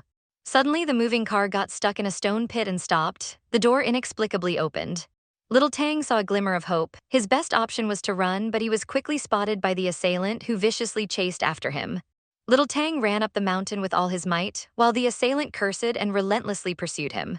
However, Little Tang ended up running to the edge of a cliff, almost falling off. He had nowhere else to escape. Little Tang quickly calmed down. While negotiating with the assailant to buy time, he also worked hard to untie the ropes. The assailant only wanted to trick Little Tang into removing his clothes, intending to deal with him afterward, as the assailant gradually approached. In a moment of desperation, Little Tang untied the ropes and quickly grabbed a handful of sand. As the assailant got closer, he quickly took off his clothes. The next second, he threw both the clothes and the sand at the assailant. The assailant was forced to close his eyes temporarily. Little Tang seized the opportunity to run away. Would he manage to escape from the bad guy's grip? They say you shouldn't touch a tiger's backside, but some people just want to touch the tiger's feet. Clever little Tang bought himself a brief moment to escape, however, under the assailant's threats. He accidentally tripped over a stone and fell to the ground, just as the assailant was about to grab him. The assailant was suddenly kicked away by someone. It was a handsome man with yellow hair and blue eyes. After knocking the assailant out with a flurry of punches, the man allowed little Tang to open his eyes. The man saw that little Tang had sprained his ankle and carried him to the roadside to rest. In fact, he had known all along that little Tang was Gan Yuan's child. At this moment, Gan Yuan and the others arrived at the foot of the mountain and found the abandoned truck. They also found little Tang's keychain at the scene and began to search the nearby area separately. Before long, they discovered the unconscious bandit on the mountain. The bandit still had Xiao Tang's clothes in his hands. Wang Fuju's expression instantly turned grim. He interrogated the bandit about Xiao Tang's whereabouts. The bandit, trembling, stammered that another man had taken him away. What followed was another furious rampage. Gan Yuan traced the trampled scenery around them. Finally, they successfully found Xiao Tang. Xiao Tang said that an uncle who was hiking had saved him. The man watched the three of them leave from a distance, revealing a strange smile. I didn't expect this child to be even more outstanding than his mother was back then. Unfortunately, he doesn't look young enough. On the way home, the family was once again filled with joy and laughter. That night, Wang Fuju personally helped Xiao Tang take a bath, officially leveling up to a reliable father. Father and son played happily together. At this moment, Gan Yuan felt that ever since Wang Fuju came into their home, there seemed to be someone they could truly rely on. Soon Will brought back the mastermind behind Xiao Tang's kidnapping, a man named Zhang Xiaoqi. He had been beaten until he was kneeling and begging for mercy. Yet he still refused to reveal the true mastermind. Wang Fuju, merciless and silent, signaled Will to use some darker methods. With a single slash, Zhang Xiaoqi instantly surrendered, his face covered in snot and tears. He quickly confessed that a nightclub regular, a foreigner named Jack, had ordered him to do it. This man was actually someone from the F country embassy. Will informed Wang Fuju that Jack was Rhodes's assistant. Isn't that the father of the kid who bullied Xiao Tang the other day? Wang Fuju's brows furrowed upon hearing this, and he turned to leave. The next day, Zhang Xiaoqi's death made front-page news. Meanwhile, Wang Fuju directly ordered Will to notify the Ministry of Foreign Affairs to reject F country's proposed cooperation agreement. Will hadn't expected that the Duke would terminate such a mutually beneficial deal over this matter, but seeing Wang Fuju's firm stance, he had no choice but to obey. After experiencing this perilous escape, Xiao Tang learned a valuable lesson. Wang Fuju decided to start training Xiao Tang in all aspects: national security, marksmanship, and strategy. He would even get to see real fighter jets and submarines, though the submarine required him to go home with Wang Fuju. Xiao Tang was thrilled upon hearing this, but Gan Yuan grew worried. Could it be that Wang Fuju intended to take Xiao Tang back to be his heir? Despite Xiao Tang's immense interest, he still chose to stay with his mother. Would Gan Yuan agree to let him go back? Meanwhile, Jack also saw the news article and rushed to find Lady Rhodes in a panic. This man is truly pitiful. Not only was he cuckolded by his own personal assistant, but he also conspired with his wife to poison him like Wu Dalang. Lady Rhodes never expected that Wang Fuju might have already figured out it was them. She was so terrified that her legs went weak and she nearly collapsed. A horrifying thought surged into her mind: would the Duke kill us too? Her younger sister, Annie, overheard their conversation and furiously scolded them. You two idiots, how could you challenge Wang Fuju? Just then, Jack received a phone call, informing him that their country's cooperation proposal had been rejected. And it was a direct order from Wang Fuju himself. It was clear that he knew everything. Annie decided to immediately inform Rhodes, and their father, Anna, with an almost humble posture, begged Annie for help. But this scene happened to be witnessed by Rhodes. Looking at his eerie and terrifying face, the two sisters quickly pretended that nothing was wrong. However, their son was quite the strong accomplice. He actually betrayed his own mother. Rhodes instantly flew into a rage and questioned Anna about her hidden secrets. Under the man's aggressive questioning, she had no choice but to reveal the truth. As expected, she was met with furious verbal abuse and physical violence. Immediately after, Rhodes received an order to step down as ambassador. He vented all his anger on Anna, but Annie stepped in just in time to stop him. Later that night, Anna took the initiative to find Wang Fuju and tried to pin the blame on Rhodes, who could no longer defend himself. That same night, Jack secretly poisoned Rhodes's nightly glass of red wine and had Annie serve it to him. Watching Anna's hesitation, Jack began sowing discord between them, but just as the two were acting suspiciously, Rhodes caught them red-handed once again. The scheming Jack pretended to defend Anna, but Rhodes responded with another round of relentless insults. Anna, who had suppressed her fury for so long, finally snapped. Jack successfully escalated the conflict between them. He caught Anna as she was shoved to the ground. At that moment, Anna trembled all over, hearing Rhodes's insults replaying in her ears again and again. She saw the gun Jack had dropped on the floor, and in a split second, she pulled the trigger. At that moment, Wang Fuju happened to arrive and witnessed this entire game of the mantis stalks the cicada, unaware of the oriole behind. Anna was still drowning in the terror of having killed someone, but Jack immediately turned the blame on her, saying she had killed Rhodes. He claimed that Rhodes had discovered Jack was the true mastermind behind Gan Tang's kidnapping. He never expected Jack to frame him instead. Anna went berserk and shoved Jack toward the window. In their struggle, both of them fell to their deaths. I have to say, this family truly had no good people. The next day, Will reported the progress of the situation to Wang Fuju. Wang Fuju stated that he never wanted to hear about them ever again. On the surface, this matter seemed to have been resolved perfectly, but deep down Gan Yuan remained unsettled. He realized that if they continued staying with Wang Fuju, countless similar incidents would keep happening to Xiao Tang in the future. Wang Fuju let us mother and son go. This time he made the request calmly. He still selfishly wished for Xiao Tang to live an ordinary life, but as Wang Fuju's son, he was destined never to be ordinary. That was his fate. Wang Fuju choked up multiple times, earnestly pleading with Gan Yuan not to leave. He promised that as long as Gan Yuan stayed, power, wealth, status, and identity would all be insignificant. Since that was the case, Gan Yuan made an extremely harsh demand. If you are willing to give up your position as heir, I will stay for 3 days. Would Wang Fuju really give up his title as crown prince? The man was furious. Now, how should he coax? Was nothing that a warm hug and lifting him up high couldn't fix. Xiao Tang watched his enthusiastic parents with a gratified anti-smile. Then, Hyungfu instructed Will to take Xiao Tang to the car first. Meanwhile, without a word, Hyungfu grabbed Gan Yuan and dragged him away. What exactly is Hyungfu trying to do? Xiao Tang asked Will anxiously. Will mommy be bullied? He asked, wanting to follow them. But some things are better left unquestioned when it comes to adults. Gan Yuan woke up naked. It was already dusk. His face flushed as he recalled their intense card game. Fire, rain, blood, it was the fusion of their love. When he saw Hyungfu's devilish face again, his cheeks instantly burned. He turned away and coughed lightly, his voice hoarse. He thought to himself, it's all because of this guy who doesn't know restraint. Suddenly, he felt a wave of warmth pressing against his back. A tingling sensation surged through him as Hyungfu reminisced about their passionate moments just now. Gan Yuan, blushing, pushed him away. Seeing his alluringly shy expression, Hyungfu kissed his slender jade-like hands and teased. We've been together for so long, how are you still this shy? He tried to take things further, but Gan Yuan quickly claimed he was hungry, managing to shift the focus. During dinner, he remained distracted. Today, he had unexpectedly run into Moses. If Moses found out he was still alive and had even betrayed him for Hyungfu, he would surely kill Xiao Tang and him, maybe even Hyungfu. A slight chill interrupted his thoughts. Hyungfu was carefully placing strawberries onto his plate. Gan Yuan gazed at the man's gentle expression. How can someone so domineering and wild also be this tender? Unable to hold back, he embraced him. Take me away, anywhere you want. He finally chose to accept Hyungfu, pouring out 6 years of longing and regret. The self-conscious ugly duckling always knew he was unworthy of the noble prince. The gap between them was like a red hook, impossible to bridge. Hyungfu never expected this to be the reason for his sudden disappearance. Though he never cared about status, Gan Yuan did. For 6 years, he had silently followed all news about Hyungfu. He watched every one of his live speeches on TV. He even saved recordings and replayed them countless times, praying for him again and again. Only now did Hyungfu realize his place in Gan Yuan's heart. Seeing this foolish woman who had endured everything in silence, he decided to take her home to meet his family. This time, Gan Yuan agreed without hesitation but pleaded not to make their relationship public yet. Given Hyungfu's status, the moment the news got out, they would instantly become the center of global attention. Wouldn't that be the same as handing him and Xiao Tang over to Moses? In reality, as long as Gan Yuan was willing to stay, Hyungfu would agree to anything.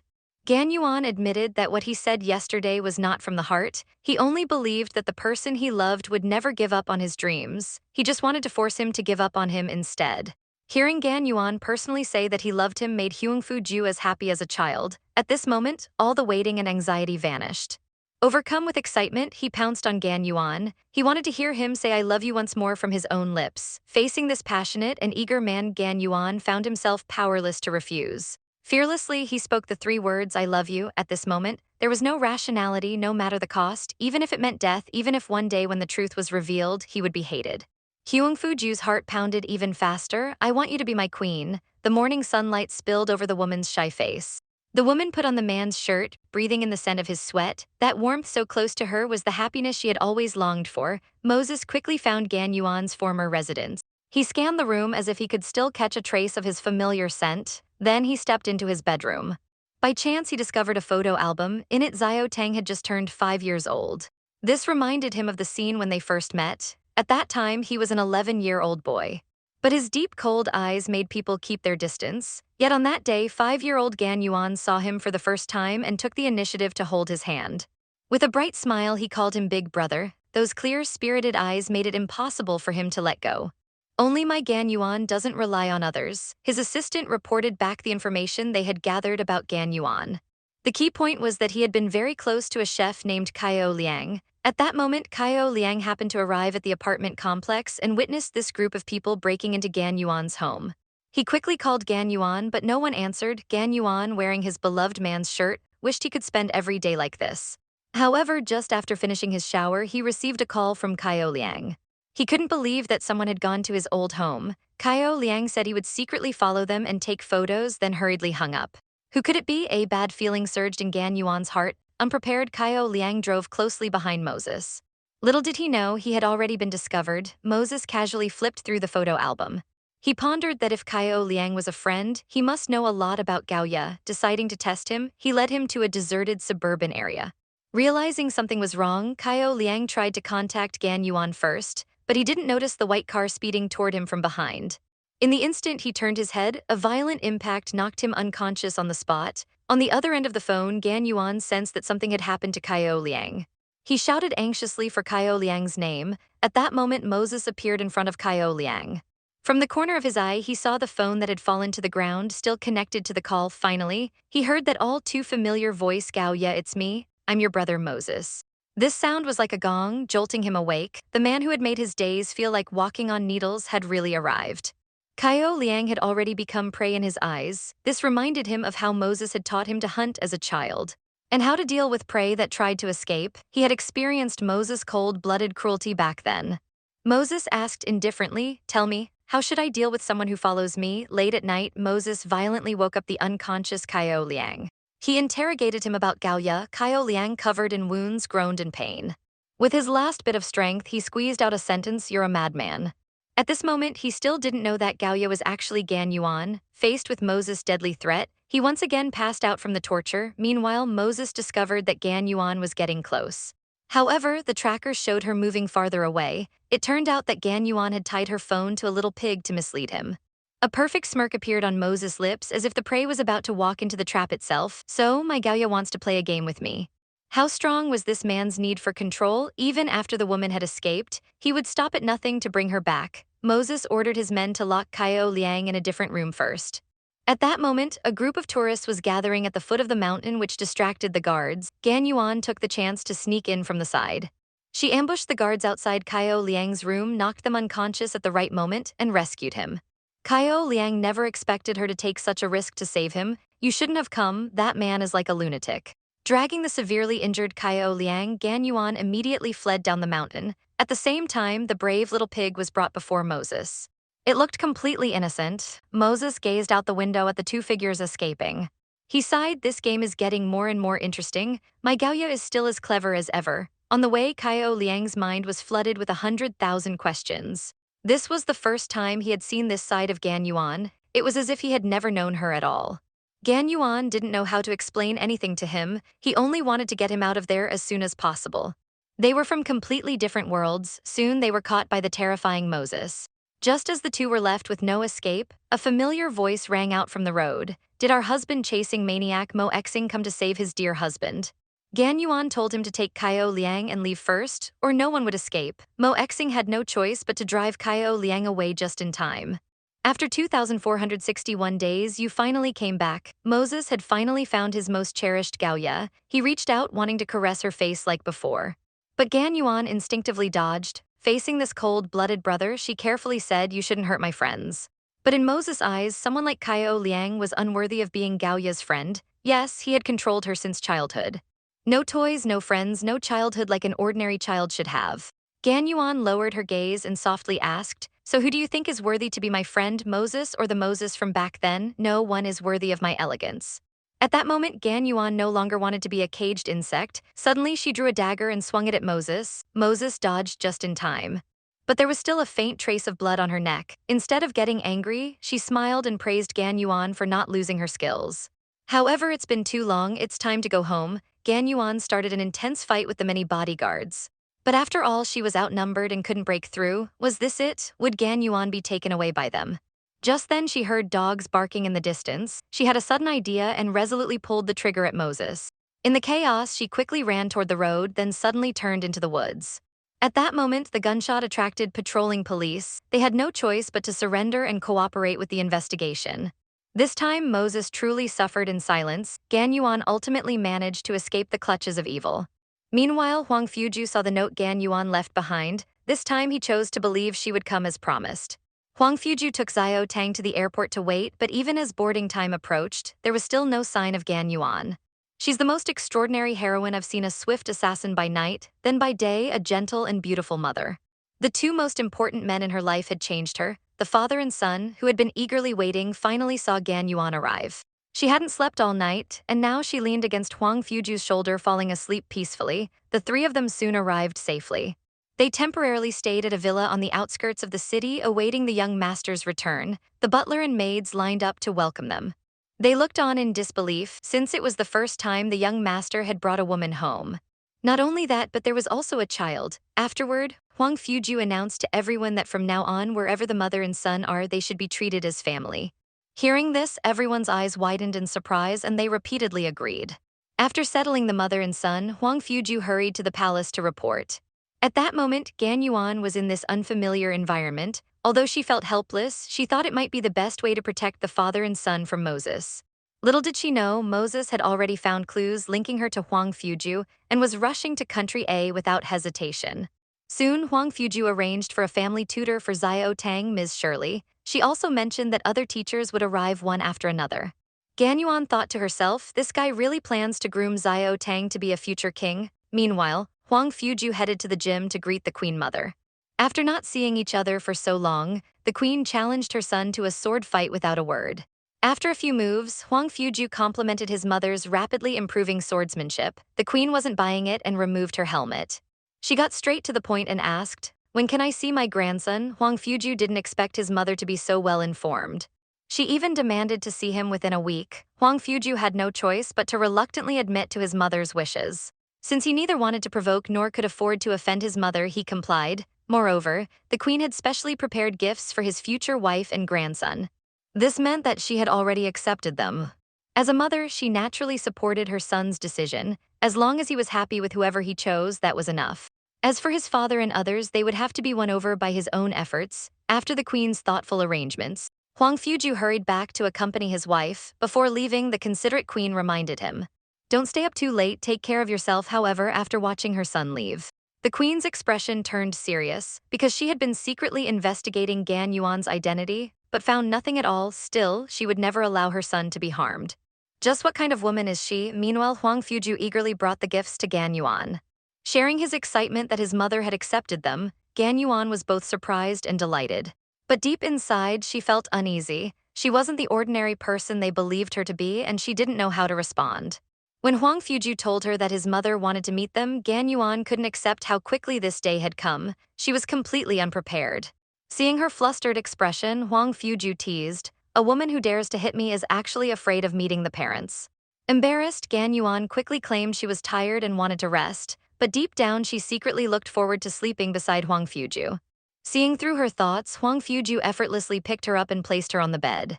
"Since you're tired, leave the rest to me." "Huang Fuju, have you already forgotten your mother's instructions?" This female assassin not only fell in love with the man she was originally sent to kill, but now she was following him home without hesitation. However, what awaited them next were endless trials and obstacles. The next morning, after happily practicing horseback riding in the garden, Xiao Tang was chatting with his mommy about the horse his dad had given him, Little Wind, when suddenly, a wild white horse came charging toward them. Caught off guard, Little Wind also panicked and started running wildly. In the chaos, Xiao Tang got tangled in the reins. In a moment of desperation, Gan Yuan pushed Xiao Tang onto the horse's back. The white horse continued to chase closely behind. The bodyguards immediately prepared to shoot the white horse, but just then a domineering voice rang out, "No one is allowed to shoot. Whoever dares to harm him will pay with their life." The person who arrived was clearly someone of status, and the bodyguards, terrified, immediately lowered their guns. At that moment, Gan Yuan picked up a rock without hesitation, ignoring the woman's threat, and desperately threw it at the white horse. The horse instantly reared up on the spot. Xiao Tang was thrown off Little Wind's back, and Gan Yuan rushed forward without hesitation to catch him. With his right eye watching the white horse about to trample them, Gan Yuan immediately shielded Xiao Tang and rolled forward several times, narrowly escaping injury. This thrilling scene was nothing to the arrogant Miss Locke. In her eyes, the lives of these common people were worth less than that of the purebred white horse. However, this time she had picked the wrong person. Gan Yuan threw a dagger at the white horse, and the horse fell heavily to the ground with a knife in its hind leg. The vicious Miss Locke saw her horse injured, and she immediately began twitching with anger. She rushed toward Gan Yuan, shouting. At this moment, Gan Yuan only cared about Xiao Tang's safety.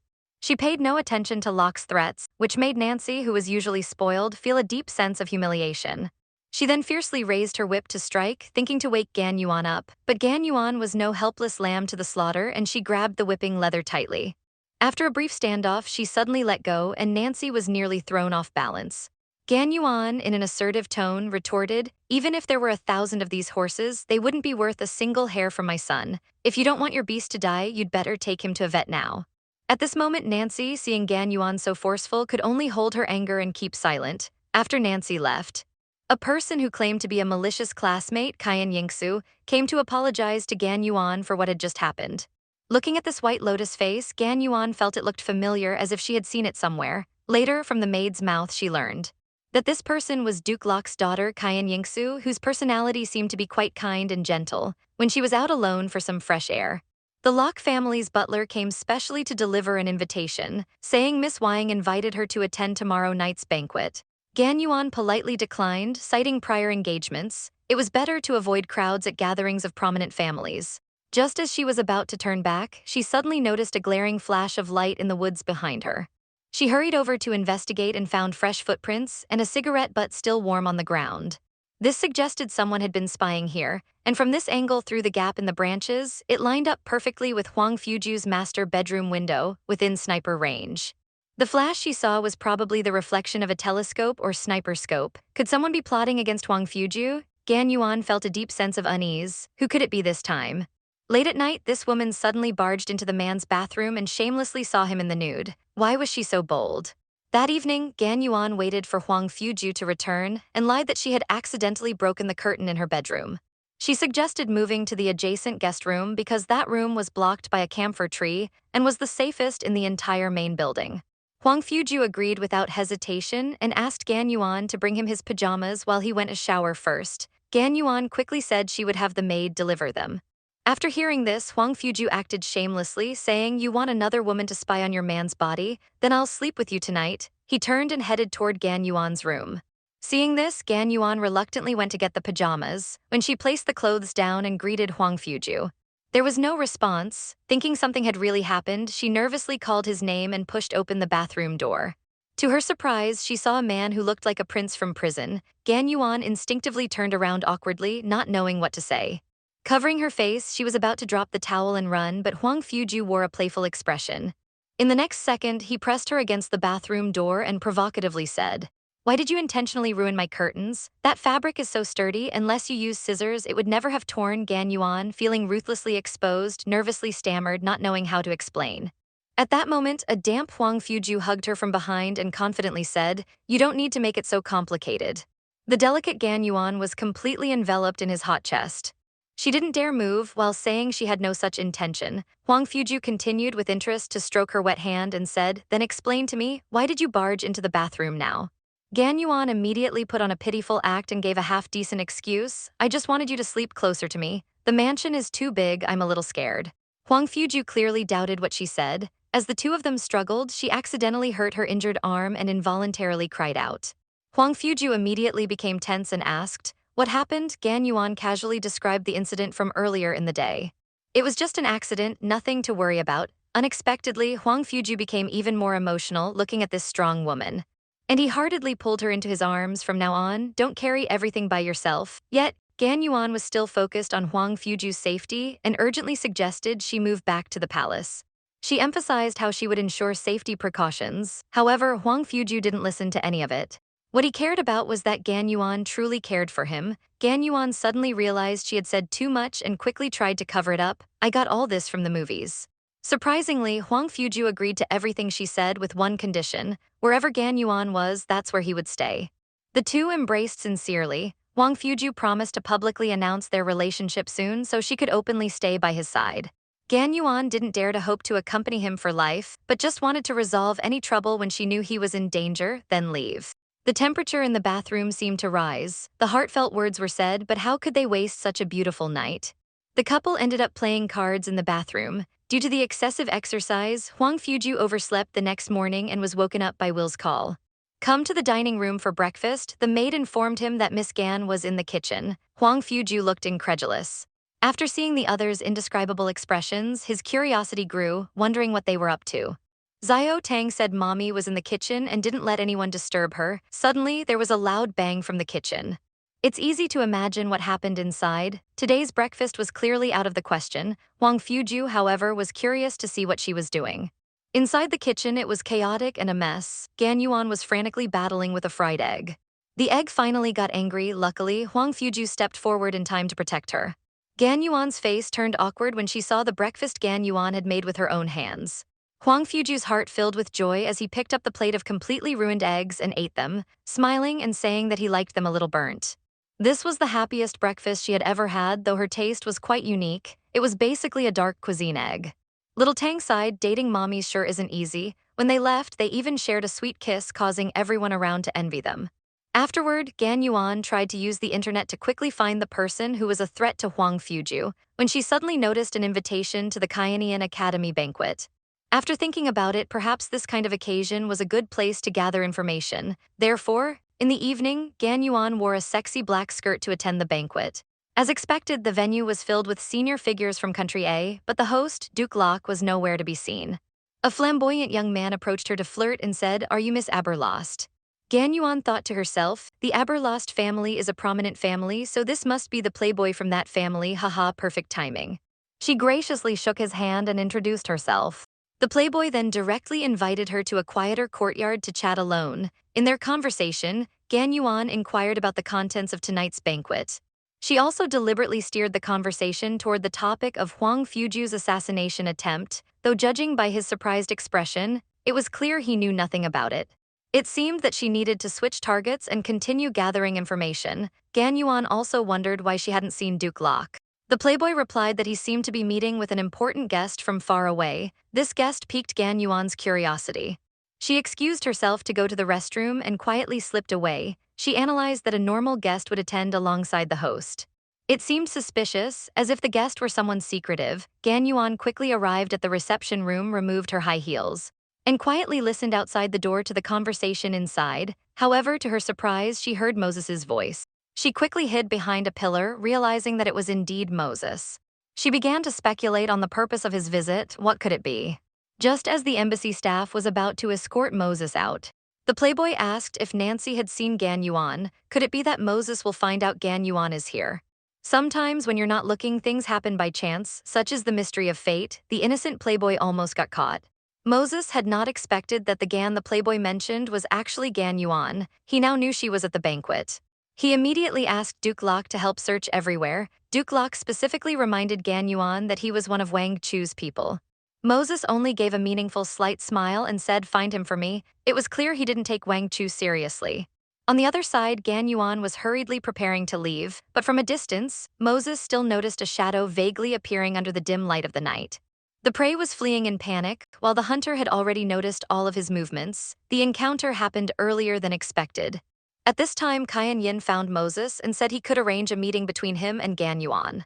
What were they scheming again? Meanwhile, Wang Fuju had been secretly investigating the assassin organization called Kai Yan Red Flame. However, there was almost no breakthrough progress, but Red Flame never gave up on their target. So Wang Fuju's situation was still unfavorable, and Gan Yuan and Xiao Tang would also be in danger. Therefore, Wang Fuju immediately made an important decision. He would marry Gan Yuan as soon as possible, so that he could use his power to protect the mother and son. He then directly ordered Will to arrange a wedding announcement. As for the opinions of the king, queen, and Gan Yuan, he assumed they had all agreed. Will, helpless, had no choice but to follow orders. The proposal ceremony couldn't be taken lightly. Wang Fuju sought advice from Will, who specially set up a temporary planning team to quickly come up with the best proposal plan. To his surprise, Wang Fuju spent the whole night designing the ring, discarding one sketch after another. He didn't stop until he was satisfied. By morning, Will had prepared 3 plans for Wang Fuju to review. Wang Fuju looked at Gan Yuan, who was still asleep, anticipating the surprise during the proposal. At that moment, Xiao Tang woke up, so Wang Fuju seriously told him, "I'm going to propose to mommy and promise to always be good to her and never make her sad." He asked Xiao Tang to keep the secret for now. Xiao Tang, seeing that his parents were finally going to be together, excitedly wished his dad success in the proposal. However, Xiao Tang still asked the question he'd been wondering about. "Why did you leave mommy and me before?" Wang Fuju explained with guilt. "I never abandoned you. I didn't even know your mommy was already pregnant. So will you give me another chance to take care of you both?" From then on, Xiao Tang's heart was finally at peace. Would Gan Yuan agree to Wang Fuju's proposal? How obsessive was this man's love? Since that night when she met Moses, thoughts of the past she had engraved on him had been haunting her mind. The mark in her heart, Manjashahua, was a flower of sin that symbolized a hellish desire to possess. It had been so long that it had become part of her, deep in her bones. Even though she tried her best to hide, she couldn't escape it. Gan Yuan learned from Xiao Tang that Wang Fuju had an urgent matter to attend to early in the morning and had already left. She, with a puzzled mind, arrived at her study and found that the desk of the usually meticulous person was in disarray. It was indeed an urgent matter. While she was cleaning the desk, she inadvertently discovered information about Qian. Her heart skipped a beat. Was it Moses or someone else who wanted to assassinate Wang Fuju? Just as she thought of this, she spotted Moses in the distance through a telescope. At that moment, Gan Yuan received a phone call from White Lotus, who claimed it was to apologize to Duke Locke in person regarding the previous incident with Nancy. However, she suspected that it was likely at Moses's behest. From this, it was clear that Moses still feared Wang Fuju. Otherwise, he would have shown up last night. Gan Yuan decided to see what these people were really up to. When they met, White Lotus easily linked arms with her, acting as if they were sisters. Gan Yuan just casually went along with it while Nancy stood by, clearly displeased. White Lotus dragged Gan Yuan to the garden to admire the cherry blossoms. The two of them seemed to be having a pleasant conversation. As Gan Yuan carefully examined White Lotus's face, she became increasingly certain that she had seen her before. The luncheon had already been prepared. After the 4 of them were seated, Duke Locke finally informed her that there was another guest today. In fact, Gan Yuan had already guessed it was Moses. Sure enough, Moses arrived late. Gan Yuan said, "I told you we'd meet again soon." At this moment, Gan Yuan pretended not to know her and disdainfully said, "This gentleman's way of flirting seems rather clumsy. Sorry, we've never met." Moses calmly played along. "This is the first time I've seen someone who looks so much like my Gao Yi. It's been 6 years since I last unpacked the birthday gift I prepared for her." The two of them awkwardly stared at each other for a few seconds. Gan Yuan frankly said, "Such a passionate performance would be more fitting if someone else played the role. I hope Moses finds the person she's looking for soon." Immediately, Moses wanted to invite her to have a drink. Gan Yuan saw it was not good to refuse any longer. She then deliberately knocked over the wine bottle while the servant was pouring wine for her, spilling red wine all over herself. She quickly found an excuse and went to the restroom. Gan Yuan anxiously recalled the scene she had just witnessed. It turned out that the person who poured the wine for her was clearly an assassin disguised as a servant. What was Moses's real purpose today? At this moment, Bai Lianhua arrived to comfort Gan Yuan and warmly took her to change into clean clothes. However, behind this excessive enthusiasm always hides some unknown secrets. Sure enough, Bai Lianhua unintentionally tested her.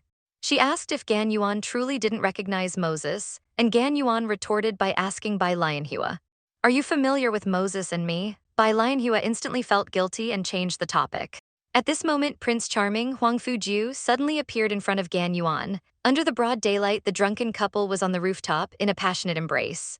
Unexpectedly, they were caught by her beloved son, and Gan Yuan was left with no way to retreat. Upon seeing Huang Fuju's appearance, her panicked emotions immediately calmed down considerably. She quickly ran towards Huang Fuju, pretending to be drunk. The little bird fell into her arms like a lonely person, murmuring, "Aju, can you take me home?" Her flushed face was especially endearing and full of love. She She couldn't imagine what would happen if she met Moses. The situation would likely develop into something unpredictable. Huang Fuju also knew that this little woman was pretending to be drunk. However, even if it was her request, it had to be fulfilled. He helped her up and was ready to leave. Without hesitation, he threw a sentence at the White Lotus flower. There won't be a next time. The White Lotus hurriedly came to inform Moses that Gan Yuan had been taken away by Huang Fuju. What would Moses do next to find her, and where could Gan Yuan hide this time? On the way back to the manor, Gan Yuan tightly nestled against Huang Fuju's heated chest. She just wanted to stay with him for as long as possible. No man could resist a woman who knew how to act coquettishly, especially not Huang Fuju, the madman who dotes on his wife. Once they returned home, Gan Yuan had the servants prepare lunch and send it to the upstairs terrace. Then she quickly pulled Huang Fuju upstairs and mysteriously told him to sit and wait for her. 15 minutes later, a meticulously dressed Gan Yuan appeared with candlelight, playfully saying, "Although it's still daytime, I want to have a candlelight lunch." She had once imagined doing many things with him, wanting to see all the most beautiful sights in the world. To go to the beaches of Sicily to enjoy the breeze, or to be like an ordinary couple strolling through the streets watching movies together. Or to casually hang out at a cafe to kill time, but now all of those thoughts seemed unrealistic. However, now, after 6 years of reunion, it was already the greatest satisfaction for them. The small wish that Gan Yuan casually mentioned back then had been turned into a reality by Huang Fuju, who personally made delicious wine for her. He cherished her like a treasure, loving her completely, and at that moment Gan Yuan's cold heart was completely melted. With a slight sense of guilt, she couldn't help but throw herself onto Huang Fuju, gazing obsessively at his handsome face. The atmosphere was just right. Then he handed her a headset and extended an invitation. "Prince, may I ask you to dance?" Huang Fuju held this enchanting little woman in his arms. They were lost in each other's eyes and time seemed to freeze for a moment. If possible, she wanted to keep dancing from dusk till dawn forever. Gan Yuan was drunk, intoxicated with love. She couldn't bear to let go of this man for even a moment. She stared at his almost perfect face, gently caressing it and confessing, "Aju, you're so handsome." Then she raised her fist and shouted to the world, "My man is the most handsome." Huang Fuju, hearing this sudden confession, secretly laughed. The next moment, Gan Yuan greedily kissed him, saying, "Aju, I love you so much, I love you so much." After that, the two of them crazily entangled with each other. At that moment, Xiao Tang almost disrupted their intimate moment. Fortunately, Will timely stopped him just as he was about to be dragged away. Xiao Tang then heard his mother's faint cry and thought she was being bullied, anxiously trying to rush over to check. Will had no choice but to drag Xiao Tang away forcibly, since both of them were so deeply in love with each other. Let them enjoy their brief, beautiful time together, which belongs only to the two of them. There are still many challenges ahead waiting for them. The road to win his wife back is long, and the man is finally about to propose to the mother of his child. Will Gan Yuan agree? The next morning, Huang Fuju arrived with the engagement ring, which was rushed through overnight.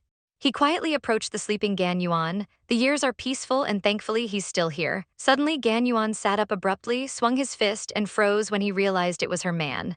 Huang Fuju asked with concern if she'd had another nightmare. "I don't think you've ever mentioned your parents." Gan Yuan looked shocked. Huang Fuju saw his troubled expression and quickly explained that he was just curious and that it was fine if she didn't want to talk about it.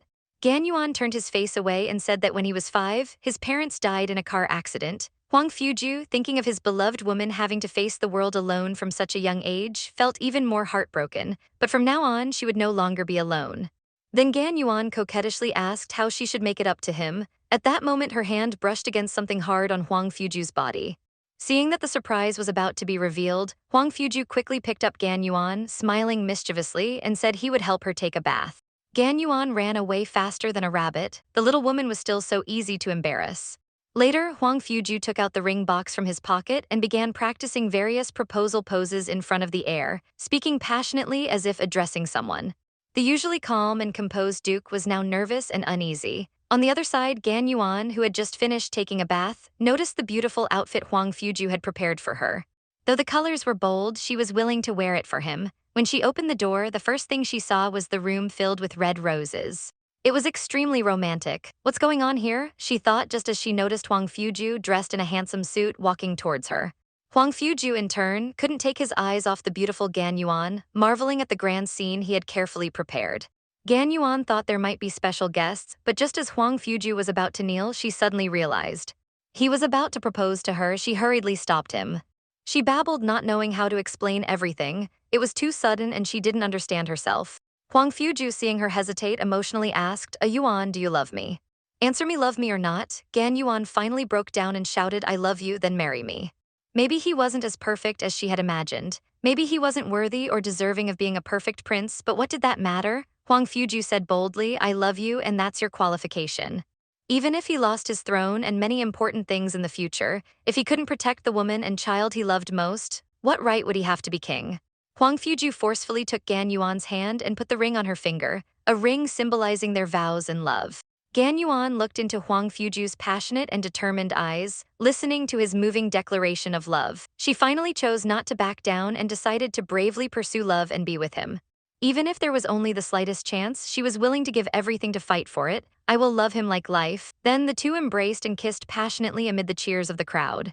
How foolish could this woman be to carve her own love potion for someone else and almost get slept with by another man?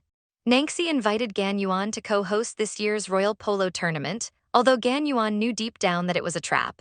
But how could Huang Fuju's woman be frightened? However, this time the prince himself served as her protector. No one could bully his woman. As soon as they arrived at the event, the two instantly became the focus under the flashes of cameras. Every gesture they made sent waves of affection. Their relationship was officially revealed. When Nangxi pretended to run over to greet them, Huang Fuju deliberately made a firm statement to her face. Remember, on this land, no one can make you suffer. Upon hearing this, Nangxi felt a storm of emotions in her heart. After a loving farewell kiss, Gan Yuan still smiled and calmly faced the situation. She was ready to face it alone, looking graceful and composed, while Nangxi seemed insignificant in comparison. However, the villain's plan was just beginning. First, he intentionally forgot to save a seat for Gan Yuan. Then he made Gan Yuan host the opening ceremony, and the opening speech he had prepared for her was in incomprehensible foreign language. As he waited to watch Gan Yuan embarrass herself, he was left disappointed by the outcome. Gan Yuan delivered the speech passionately and fluently, filling the venue with energy and successfully uplifting everyone's spirits. Nangxi was momentarily speechless, but his tricks didn't end there. He prepared a special glass of champagne for Gan Yuan. However, Gan Yuan did not drink from her own glass. Instead, she used a clever trick to swap their glasses in an instant. Nangxi's smug look made everyone eagerly anticipate the moment when he'd be slapped in the face. At the event, Gan Yuan noticed Nangxi's cheeks turning red. She pretended to feel unwell and almost fainted. Seeing the opportunity, Nangxi deliberately called in Yabo, who cared about Gan Yuan. The three of them went to the VIP room to rest. At this moment, Nangxi felt hot and his heart raced. Unconsciously, he collapsed onto the ground. Gan Yuan asked Yabo to stay and look after Nangxi while she hurried off to find a doctor. Nangxi's face was burning and he was almost in a state of unconsciousness. Yabo tried to wake him up. But unexpectedly, Nangxi suddenly fought back fiercely like a wild animal. He muttered Huang Fuju's name, desperately wanting to be loved. However, the usually flirtatious gentleman surprisingly rejected him. Nangxi lay there unable to stop himself, calling out, "Kiss me," when Gan Yuan and the doctor arrived. They saw an utterly disgraceful sight of Miss Nangxi. It was too harsh. Gan Yuan secretly thought to himself that it wasn't the wine he drank. He believed Nangxi got what she deserved. At that moment, Moses suddenly appeared in the crowd. With meaningful words, she said, "You can always count on my Gaia to handle things. He never disappoints." Why was Moses here? Could everything be part of her plan? What does it feel like when a woman is loved by two top-tier men? Moses knew that if it weren't for Gaia's quick thinking that day at the polo field, now it would be Gaia lying in the hospital instead. Moses grabbed one of Nangxi's subordinates and interrogated them. After learning that Nangxi was the one behind it all, she stormed off angrily. On the next morning at breakfast, the Huang Fuju family of three was discussing what kind of wedding ceremony they should hold. But then they received an unexpected and shocking piece of news. Nangxi was dead. It was said she committed suicide by slashing her wrists in the hospital bathroom. Gan Yuan couldn't believe that Nangxi would take her own life. He wondered if Moses had discovered that she had poisoned him and decided to kill her in revenge. Deep down, she hoped this event had nothing to do with Moses. At this moment, Moses also had her own doubts. As the only heir of the Duke's family, how could Nangxi commit suicide over such a small scandal? She personally went to the scene of the incident and indeed found some clues. There were footprints of a girl outside the bathroom window. Moses speculated that someone must have sneaked into the bathroom through the window and killed Nangxi. Then they staged the scene to make it look like a suicide. So Gaia, was this your doing? To be cautious, Moses had someone wipe off the footprints. On the other side, the white lotus flower was crying at Nangxi's bedside. However, before this, the two had had a fierce argument. Nangxi had almost kicked her out of the Locke family because, though Nangxi wasn't scheming, The White Lotus flower saw through the Locke family's ambition very clearly, but unfortunately her father had always been deceived by her. Now the White Lotus flower had become the only emotional support of the Duke of Locke. Was it her doing? Gan Yuan accompanied Huang Fuju to attend Nangxi's funeral. Unexpectedly, this would be the first face-to-face meeting between Moses and Huang Fuju. Moses saw Gan Yuan intimately linking arms with Huang Fuju, walking toward him slowly. He overheard the discussions around them about their relationship. It seemed that their relationship had already developed to the point of marriage, and his anger immediately flared up. Just as the two brushed past each other, they unknowingly glanced at each other. This look marked the beginning of an impending showdown. This person was imposing and intimidating. Huang Fuju was surprised that he had never seen him in the country. At this moment, Moses directly called out Gan Yuan's name, provoking Huang Fuju. Huang Fuju seemed to sense the threat from another male and stared at Moses warily. Gan Yuan quickly stepped in to introduce the two men. The showdown between the two males began with a handshake. Gan Yuan quickly diffused the situation and pulled Huang Fuju away, temporarily calming the storm. Meanwhile, the White Lotus flower behind Moses provoked, "Mr. Moses, don't they look perfect together? I heard that Miss Gan will soon become a princess." White Lotus flower's words were like a thunderbolt: marriage. How would Moses react next? What kind of family is this, where everyone not only has extraordinary looks but also boasts intelligence and emotional intelligence far beyond the average person? Why is the difference between people so vast? Little Tang was searching for a lost polo ball in the secluded woods at the edge of the estate when he unexpectedly met his king grandfather. The king was holding the polo ball that Little Tang had lost. The dignified king was dressed in a series of red robes, looking majestic. However, Little Tang showed no fear. He boldly approached and asked the king to return the ball to him. To the king's surprise, this little child wasn't afraid at all. His boldness was quite charming, and the king thought of teasing him. The king asked Little Tang how he could prove that the ball was his. Our little detective not only provided ample reasoning, but also recognized that the king was actually his grandfather, Huang Fu. The king paused for a moment, slowly removing his sunglasses. His eyes, matching in color, were sharp and piercing. He guessed that the child in front of him must be the little grandson he had never met. The grandfather and grandson hit it off instantly. They then made plans to meet for a polo match the next afternoon. The following afternoon, Xiao Tang rushed to the polo field for the appointment. To his surprise, he bumped into the queen grandma. Shortly after, the queen started making things difficult for Xiao Tang. Xiao Tang easily solved the problem, and the queen felt secretly pleased. He really inherited his son's excellent genes. Afterward, the queen allowed Xiao Tang 3 chances to guess who she was within 30 seconds. If he guessed correctly, he would be rewarded, but if he guessed wrong, he would have to leave forever. Xiao Tang was stunned for a moment. He immediately began sizing up the queen. After a few seconds, Xiao Tang let out a light sigh of relief. The queen was surprised that the child guessed so quickly. Xiao Tang confidently said, "You are the queen." The moment before, the queen was worried about what would happen if he guessed wrong. Would she have to send her own grandson away? But the next moment, she refused to admit she was the queen. She angrily called out for her husband to come and testify. "Huang Fuyao, tell me, did he make a mistake?" She fully demonstrated a woman's unreasonable tantrum. It turned out she was upset because Xiao Tang kept calling Grandpa but never called her Grandma. After hearing Grandpa's reminder, Xiao Tang finally realized he should call her Grandma. He quickly apologized to her and took out a piece of chocolate he had bought with his pocket money to cheer her up.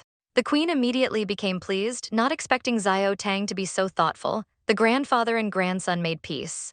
What a wonderful match! The cute and sensible Xiao Tang successfully captured the hearts of his grandparents. They couldn't wait to take Xiao Tang back to the palace. Xiao Tang said, "Huang Fu uncle has proposed to mommy. Could mommy also move into the palace?" They were even more curious after hearing that their son had never told them about such an important matter. They were eager to know what kind of woman could make their son submit so easily. The secret that the woman was once a killer was unexpectedly revealed by the younger uncle in front of everyone. How would she handle it? Gan Yuan could never escape her past as a killer but was too afraid to face it. Especially in front of her beloved Huang Fuju, this sudden appearance of second young Master Qi finally exposed the secret she had always found difficult to confess. Second young Master Qi leaned in close to Gan Yuan's ear and softly asked, "Should I call you sister-in-law Gan Yuan or just Gan Yuan?"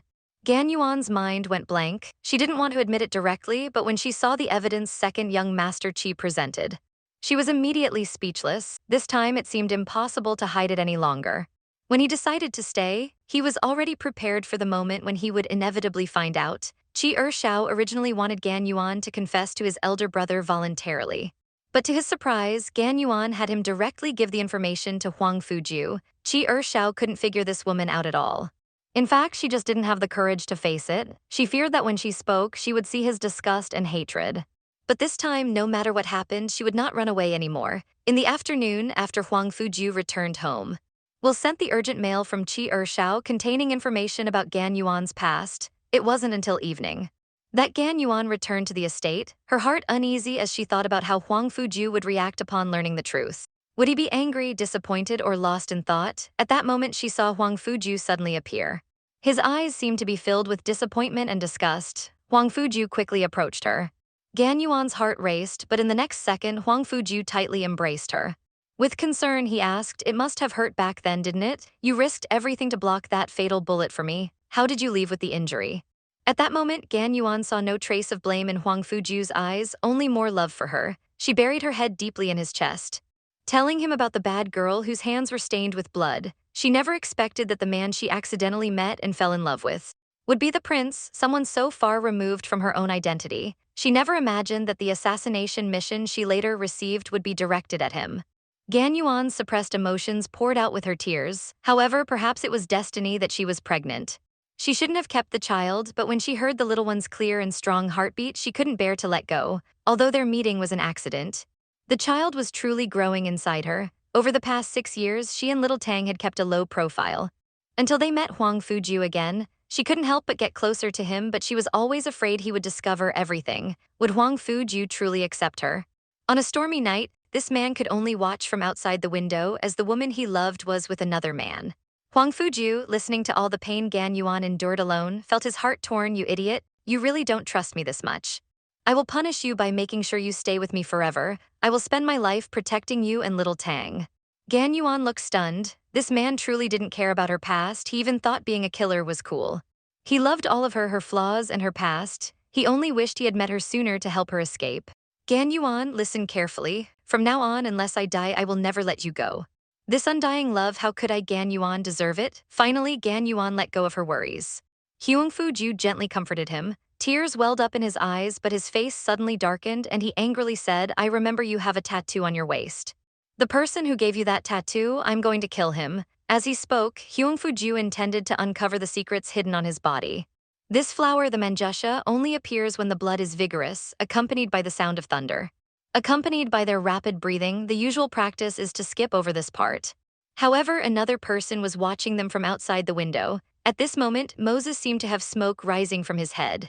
On a bright morning, the two of them embraced and got up. A knock on the door from Xiao Tang broke the tranquility. Gan Yuan suddenly jumped up, but the next second, Huang Fuju pulled her back into bed. "How shameless this guy is." Gan Yuan shyly mentioned that Xiao Tang was still outside. Unexpectedly, Huang Fuju directly called Xiao Tang to come in. At this moment, she really wanted to find a hole to hide in. Xiao Tang cheerfully called, "Good morning, Daddy, Mommy." The little one had suddenly changed his way of addressing him to Daddy. The old father finally received Xiao Tang's recognition and he froze for a moment. With a satisfied smile, he replied, "Good morning, son." The three of them were finally truly reunited. Huang Fuju also felt it was time for the mother and son to move into the duke's residence. Gan Yuan was also ready to face her future in-laws. Huang Fuju first returned to the royal palace to inform his mother, but the queen was still angry because of the previous marriage proposal. To cheer his mother up, he had no choice but to shamelessly use his trump card. He gave the queen a big bear hug. The queen, not expecting her usually non-cuddly son to plead with her like this for a woman, was stunned.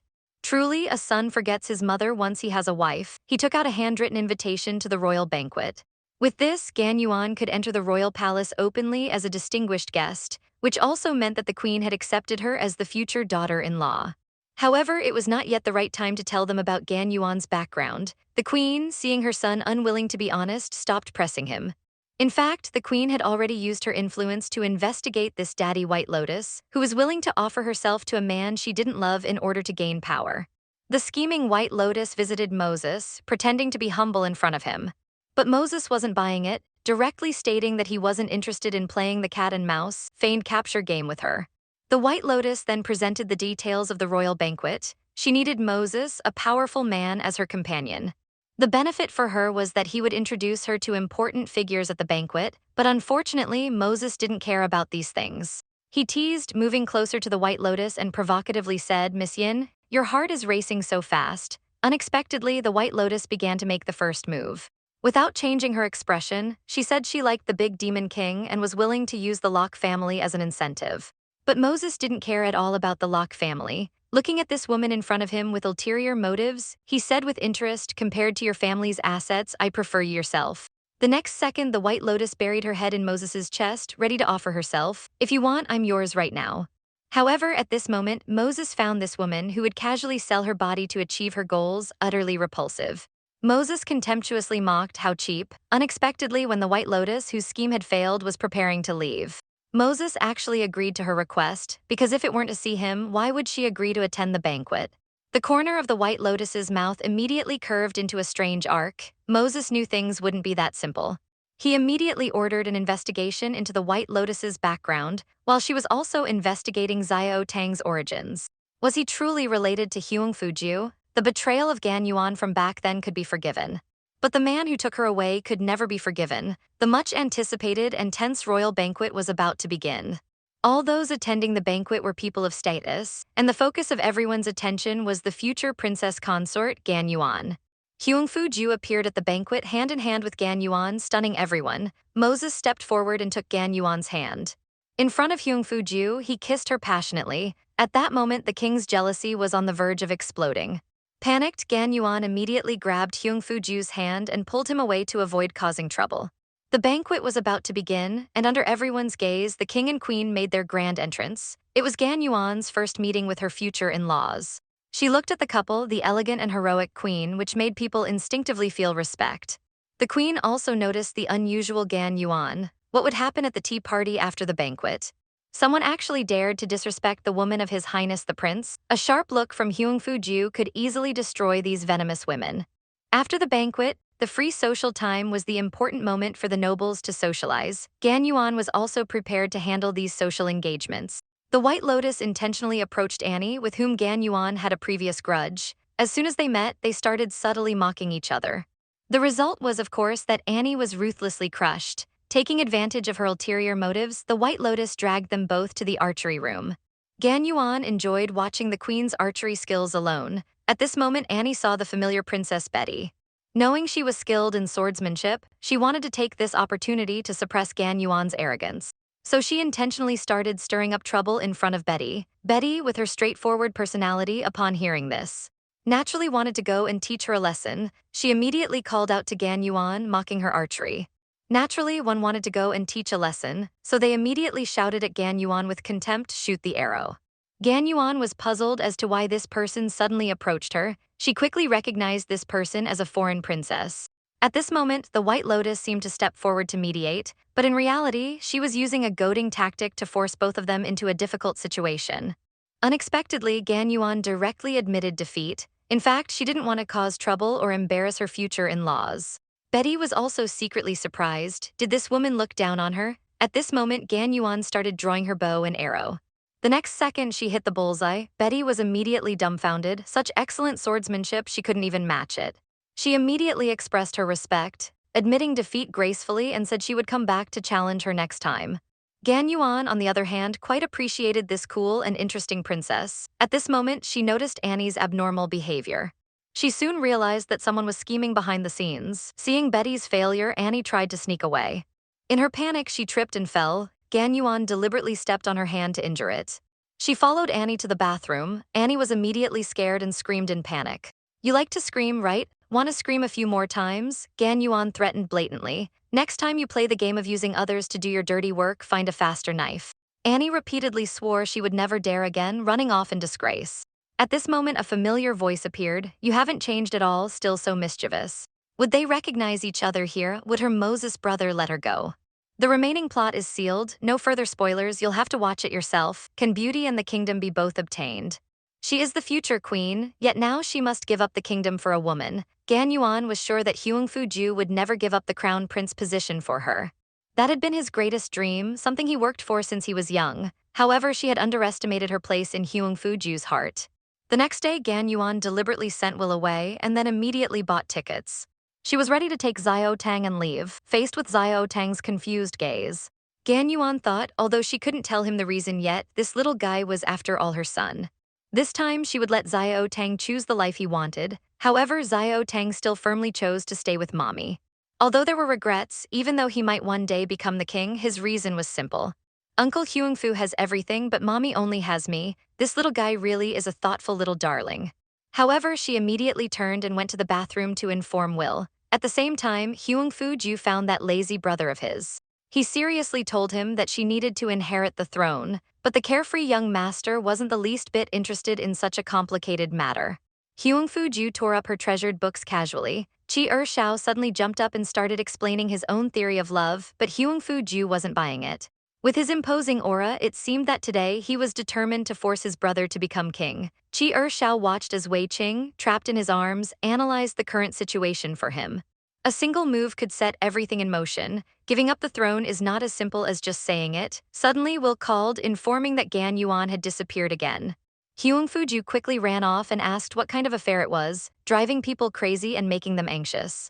Looking at his absent-minded older brother, Qi Shao sighed and shook his head. However, come to think of it, he began to wonder why Gan Yuan, having even had a child, still refused to accept his older brother. He decided to investigate the truth behind it personally. On the other side, Gan Yuan urged Xiao Tang to prepare quietly, but she hadn't seen his father come looking yet. She was in a hurry and pretended to have a stomachache, going to the bathroom to make a call and inform Huangfu Ju that they were at the airport. Gan Yuan waited for a long time but still didn't see Xiao Tang come out. She was about to ask someone for help to check on him. However, amidst the bustling crowd, she heard a familiar, fearful voice. She was certain it was Moses and quickly hid in a panic. But as she watched him walk toward the restroom, Xiao Tang was still anxiously waiting inside.